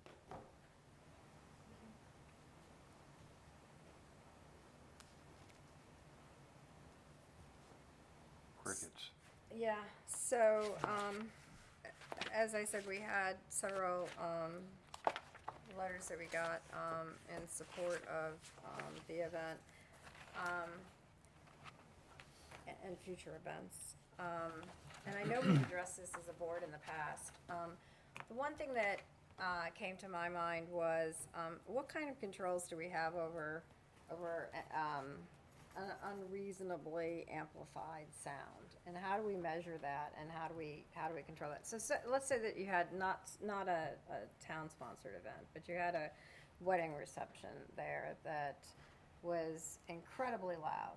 And, I mean, is there anything that we do to try to monitor the volume, or is it even possible? And you who know this, If a very neighbor personally. called on another neighbor because there was a party going on and it was disruptive, loud and obnoxious, and the police showed up and they determined indeed that it was loud and obnoxious, they would go and ask them to turn it down or, make it more reasonable. Yeah. And then if they didn't, then they would go back and take an action. So, to what Paul's saying is, he is a neighbor, and I understand what he's saying. Having been through many years of events, there are people that you will never hear from that don't necessarily like the amplified music. But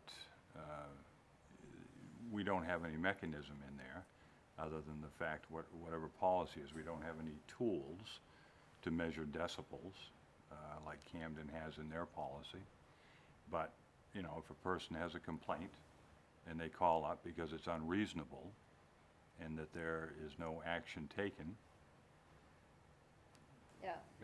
But I found it interesting that Camden, you mentioned that Camden has a decibel limit, but those limits only apply between 11 PM and 7 correct. AM. Those are for bars. And That's right. And all of the, whether it's Rockport ordinances or Camden ordinances, all of them apply only during the nighttime hours to the early morning hours. Correct. So none of them apply. That is in what our this ordinance, scenario. that's what our land use ordinance states. Helen, how do you feel about it?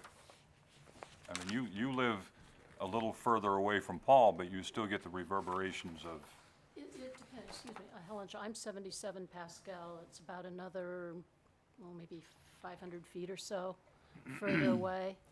I could hear everything that was going on last week, and in fact, I thought my son was playing music in his room loud, because I could hear it constantly. I guess that was the 4th of July, there was the event This is there. Sunday before. Sunday. Sunday, yeah. Yeah, I wasn't home that day. But someday last week, there was music all day that I could hear. That was not annoying, but in the past, yes, I have heard loud enough, vibrating enough, the bass, that has been very disturbing, and I think at one point I did, several years ago, call the police on it. and, thank you. And these are some of the things, what I'm telling you is that there are those that you will not hear from. They understand that it's good for the harbor, it brings people in, and they put up with it, but why should they have to put up with it? Can we help them in some fashion to minimize the inconveniences that are helping? I mean, it seems to me it's a balance. I mean, those of us who have chosen to live in the village where things are gonna be noisier, there are more things happening, for a lot of people, that's a draw. I get it that that isn't the case for everyone. So there's a balance, and, you know, I guess we have, these 7 events are things we think potentially would have music that would be bothersome or upsetting to people who can hear it. I mean, I guess I'd be reluctant to make some policy decision at this point, where we have, I mean, I went down there, there were a lot of families down. I mean, it was really exciting to see a part of Rockport I hadn't seen before, a lot of young families and people enjoying it, and it was pouring rain. So people were just having a good time. Now, I appreciate what Mr. Charbonneau was saying, and I'm sure it was aggravating to have it go on. This is always the avenue, you know, we've got a noise ordinance that's contained in our land use ordinance. It clearly states what times of day things can happen and not happen, and what mustn't happen after 10 PM. We have the ability, any citizen in the town has the ability to call the police if they feel something is excessive. The police have the ability, as they have in the past, to be able to pass judgment as to what is and what is not appropriate, and to tell whoever is doing whatever they are doing to turn down, which can happen, and it's the responsibility of the organizer of the event, or the homeowner, or whoever is leading the charge for those events, to appropriately comply with the request of the police. And I guess we could also be better prepared for next season if we start talking about it now, whether we obtain our own decibel reader, or whether we change something to help those that are affected more. I think that, you know, when the town is sponsoring something, or Abby is responsible for sort of overseeing an event, for her to just be mindful of that. You know, obviously the event is there to be amplified for the benefit of the people there, not for the benefit of the entire harbor, you know? So, and I think that you should feel empowered to keep in mind and to tell the musicians if you think that things are a little loud. And likewise, of course, somebody could complain to the police as well. I have to say that I was home, and I was sick, unfortunately, or I would have gone to the event. But I did find that event to be a little louder across the harbor than other events have often been. So, you know, I mean, just for feedback purposes. Right, sure. I just want to iterate that I made sure that we didn't brush up against that noise, that 10 p.m. noise ordinance Oh, yeah. by any stretch. It was No. 8:30 and it was shut down. Oh, yeah, I mean, we didn't even, definitely. they wanted to keep playing and people were urging them to keep playing and I was urging them to not keep playing. And Yeah. especially on a Sunday evening. I mean, just to be respectful to everybody involved and I do understand, I have some neighbors that, I mean, it can be noisy, but I do think the general benefit and publishing the schedule of events beforehand, not to say that you have to leave, but you might be better prepared to know what's happening.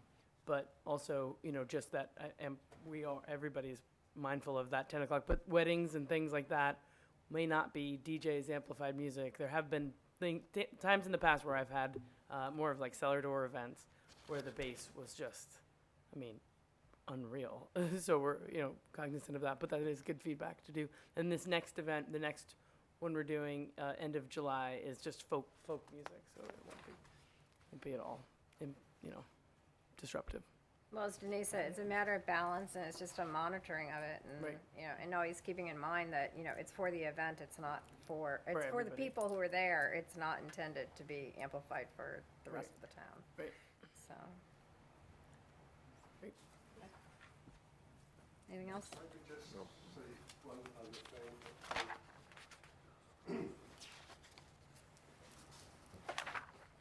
Again, I have no objection at all to music down at the Marine Park, okay?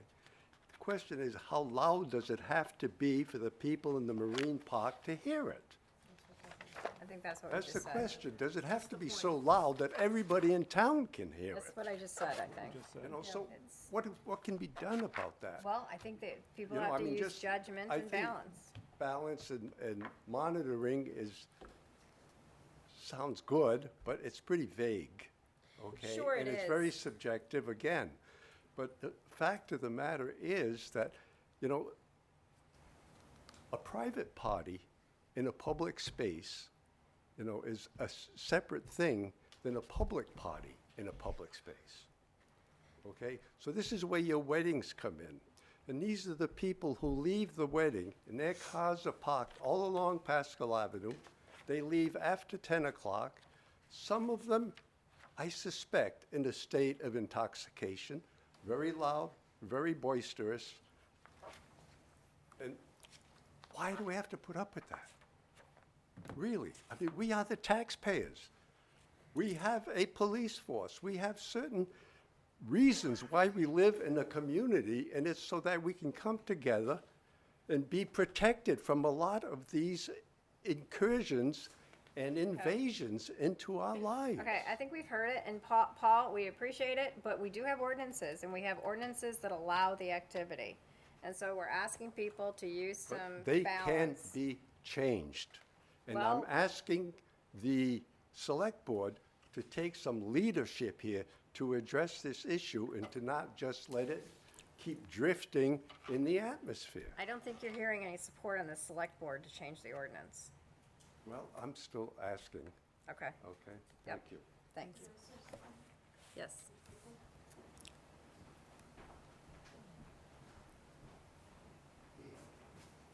Paul's house is much more exposed to the harbor than mine. I'm on the other side, I'm on the harbor side, I've got several houses in between. But if I can hear it at my house, it is damn much too loud. Well, and I told you, it was quite loud across the harbor. Usually I hear a little bit across the harbor. I could, I could sing along Sunday, that Sunday night. Please so. So, I think we've said enough. So that's, well, no, maybe not. Oh. Maybe I'm not done. Okay, So thought you were. why don't we start talking about addressing it for next year if we know there are concerns? Maybe we set up decibel levels, maybe we have something in place for perimeter checks, because we do have a connection with a law enforcement agency that has a decibel meter. Maybe we set up things that require them to be toned down.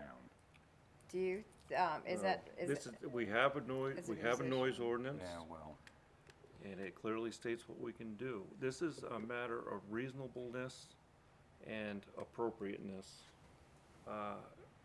If there's an event, the music should be dialed in such that the people in the event hear it and the rest of the world Well, the doesn't get, problem is, doesn't get- I'm afraid to talk, because every time. I know, but it doesn't get thumped to death with, subwoofers, you know, that's what you can control. And, it's really the amount of bass that goes on that really tips things over. It's the high frequencies don't travel far. It's the bass that travels far, and if you dial the bass back, and people can do it, you just manage it.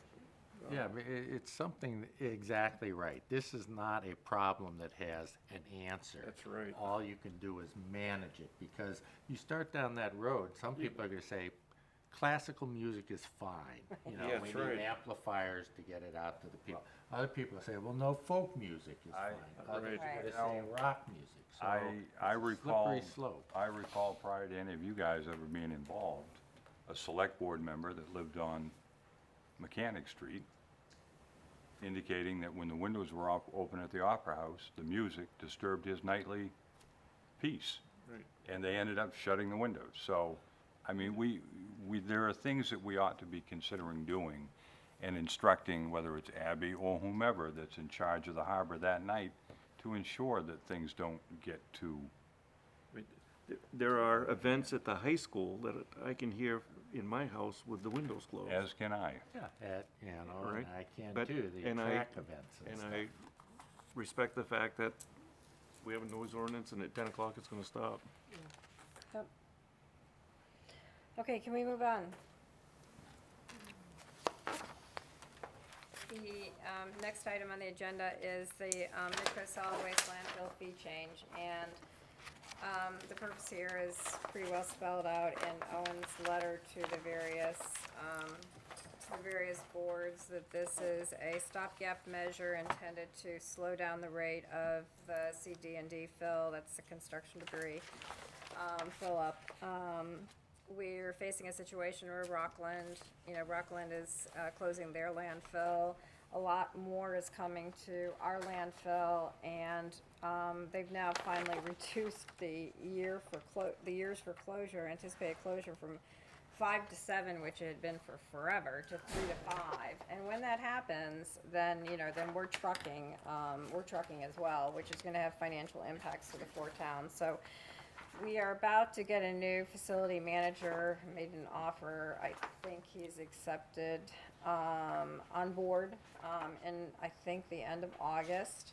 And, but the board has determined unanimously that in the meantime, we need to increase the fees for CD&D charges from 100 to 140 a ton of material. And they're asking all 4 select boards to approve it. Have any of the board members taken action yet? We just got this in the last couple of days. I don't Yeah. have any I don't know, and it just so happened that the timing was good for our agenda, and I put it on there, and it was unanimously suggested and supported by the town managers, as well as the 2 reps from each town at the board meeting, so I have no reason to believe that it's not gonna be on those select board agendas soon. I move to approve the fee increase requested by the Midcoast Solid Waste Corporation, approved at their June 26, 2019 meeting, specifically the fee increase being for construction and demolition debris added to the facility landfill being increased from the current rate of $100 per ton of material to $140 per ton of material. Second. Any discussion? All in favor? Okay, 5-0. Okay, I think the last thing on the agenda is adopting the 2019 hazard mitigation plan. This is the Knox County multi-jurisdictional plan that they present to us, and we don't have any input in it. And so, there's a resolution that we need to sign right here. There's a resolution on the last page of the agenda item with requiring all of our signatures if we pass this. I move to adopt the 2019 hazard mitigation plan for the town of Rockport. Second. Any discussion? All in favor? Okay, 5-0. All right. Okay, how is this set up? Supposed to sign it here.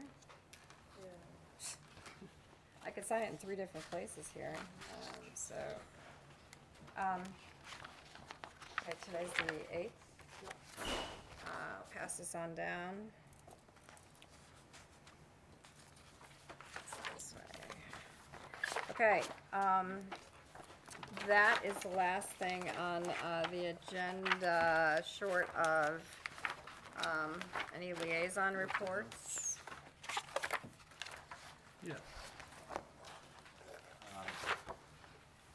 Let me give a quick update on the library construction project. Rick isn't here, and I've sort of been following this along. So the excavation of the job site is now complete, and that was completed last week on Wednesday, right on schedule.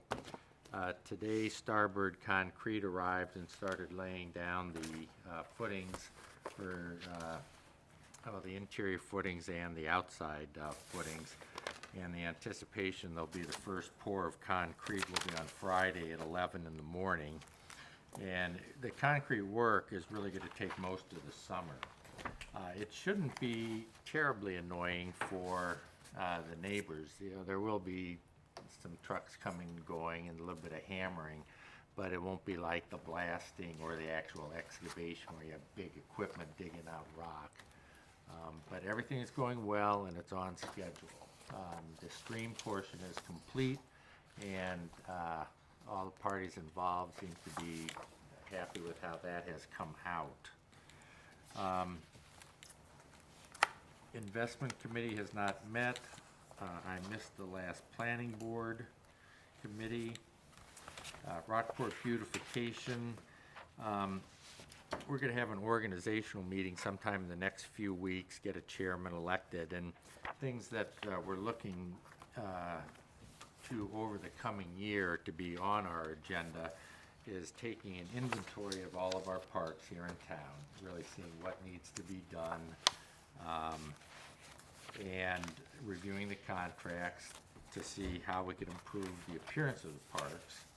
And then finally, and the most important part, is to prepare input from that information into the budgeting process, because folks, it's going to cost us money if we're going to have Claybrook or Farley or anybody come in and prune bushes and edge and all of that. So we'll at least prepare the information, make it available to the budget committee and the select board, and we'll all do with it what we will. We have money now in the budget for 2 benches, memorial benches, and I think we'll, at our meeting, also make the decision. I think everybody decided that they should probably end up in Mary Lay Park. That'd be the place to start, and then we have to see about marketing, if people want to buy them, and that's sort of the quid pro quo, is we're going to buy them and hope that we can sell them. Or the plaque on them.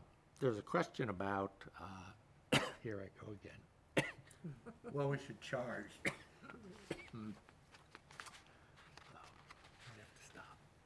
Okay, so Okay. you want me to guess at numbers? Yeah. And then you go, and you nod your head. So the benches I know cost $2,000. A little bit over, yeah. Yeah, Camden charges $8,000 for the plaque. I think we've looked at $5,000 to $6,000. Well, it's up to the select board, and, you know, what do we think the market would bear? Well, I think the previous Parks Committee already had ideas on that, and I don't recall what they were now, but they were similar to what you had talked about. The benches are about 2,400, Yeah. if my memory serves. Yep. And that there was talk of people buying a bench for 8,000. And That's what they do in Camden, they've and had what I'm great- asking this group is, how much do Well, we it is- think we should charge? well, I'm pulling a little Steve Beveridge, just telling you my memory. I mean, Yeah, well, your memory's correct. well, that would be a good thing. So do we want to do $8,000? Do we think we can sell any for 8,000? And what do you want to do with the money after you get the 8,000? Well, the way it was set up is that that money will then be rolled over to buy more benches. But you have to have a reserve to put it in. Right. Megan's gonna set that up. I don't know, it just that sounds high to me. It's just a gut feeling. Pick a number, folks, because, you know, we're gonna buy benches and we're gonna have to put a price tag on them.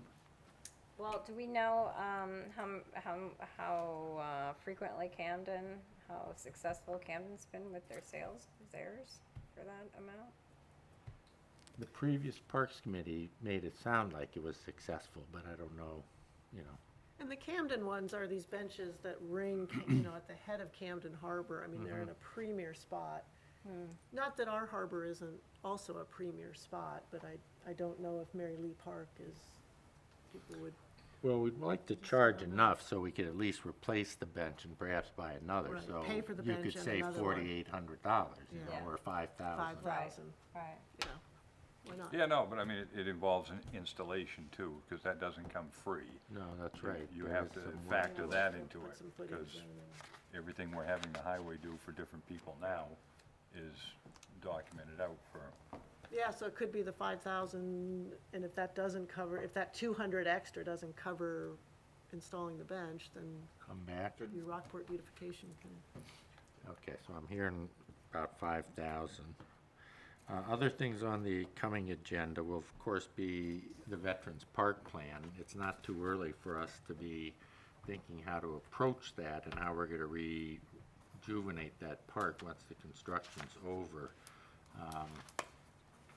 There's gonna be a lot of different options, you know, do you get a landscape architect involved? Can any of the local, and you're probably gonna need to do that sooner rather than later, because there's no money currently available. Oh, yeah, I know, it needs to be done, that's why I wanna Yeah. get sort of started, get an idea of what it might cost, and kinda get it moving, because you sure don't wanna wait till next You August. gotta, you gotta have it in the budget next year.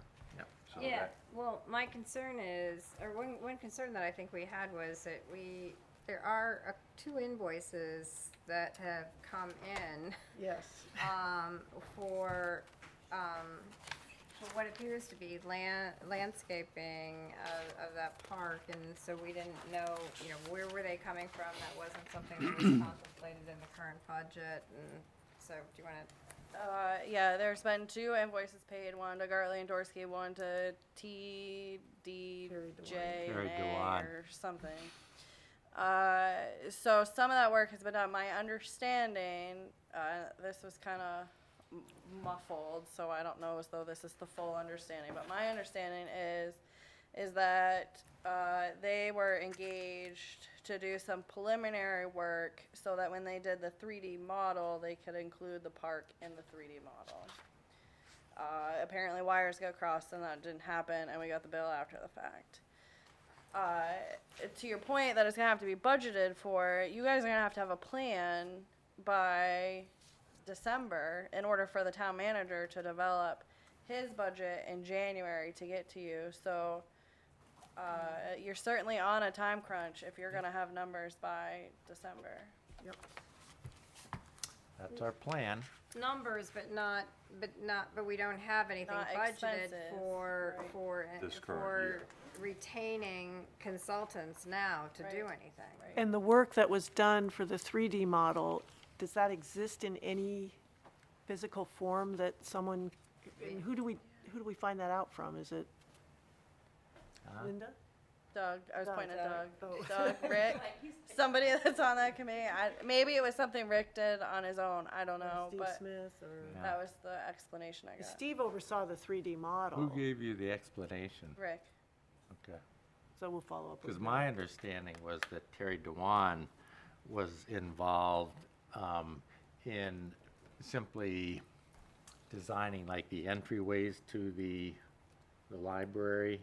You know, you don't think much about it, but the handicapped access and the steps going up.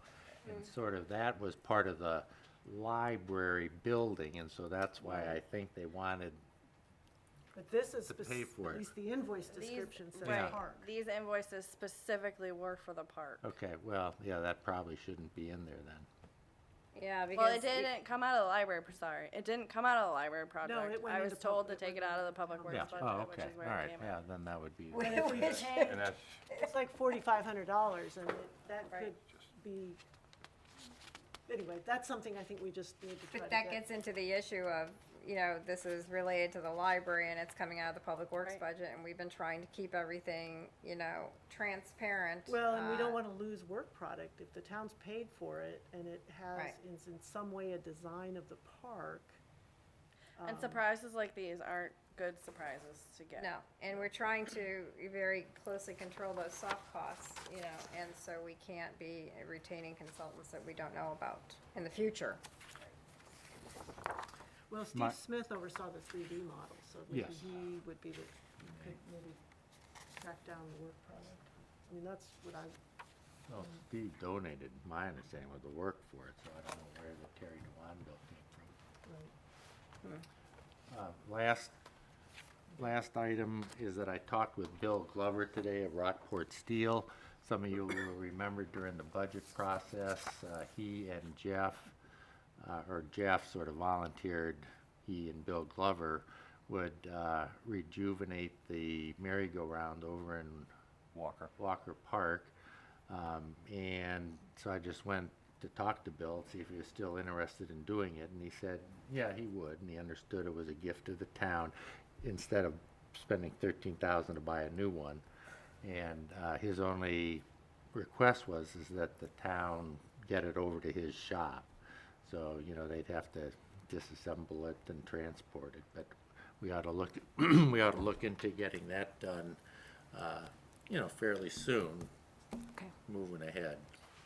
Recently, Jeff Payson was under the understanding that Bill wasn't able to fix it, or didn't have the time to fix it. So we should just make sure that Before we disassemble and take the it two to- donors Well, understand what's happening before we I end up talked with with a Bill Glover today at about 2 p.m. And he said, sure. He says, but, you know, Public Works has to bring it over and we'll fit it in as fill-in work, is how he described it. as long as it's done after the brown tail moths have gone, we'll be fine. Okay, any other reports, Doug? That's it for me. Anybody else? I relinquish my time to my gentleman to my right. Huh? So I already told you about the Midco solid waste, progress with respect to facility manager. I can't, publicly say, I don't know if this person has accepted it, but I think he has. No more tomorrow to offer. So I think we will have a facility manager there by the end of August. And the other thing is, we've been having no, I guess you guys weren't copied on this. Diane sent me a number of emails over the weekend about the landfill. We've had copied Linda and you. okay, about the ongoing fire at the landfill, and so Jason and crew have been battling that, and I won't bore you with all the. Was there actually a fire, or was it just heat? Yeah. No, it was smoke, and there were flames too. Yeah, There were flames were seen.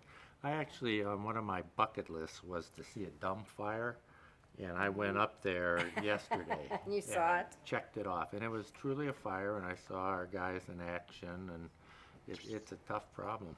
Yeah. We gotta work on that bucket list. I was thinking. Any other liaison reports? Check. Okay, well, sorry this has been a long meeting, but we got a lot done, and we don't have one in the rest of July, which is a good thing. So if somebody would make the motion to go to executive session. I move that we go into executive session. Pursuant to. Pursuant to. Pursuant to. Right here. I'm new at this. It's- The whole thing. Discussion of Gotta read the contracts whole thing. For discussion of contracts connected with the use of real or personal property pursuant to 1 MRSA Section 4056C. Second. Any discussion? All in favor? 5-0.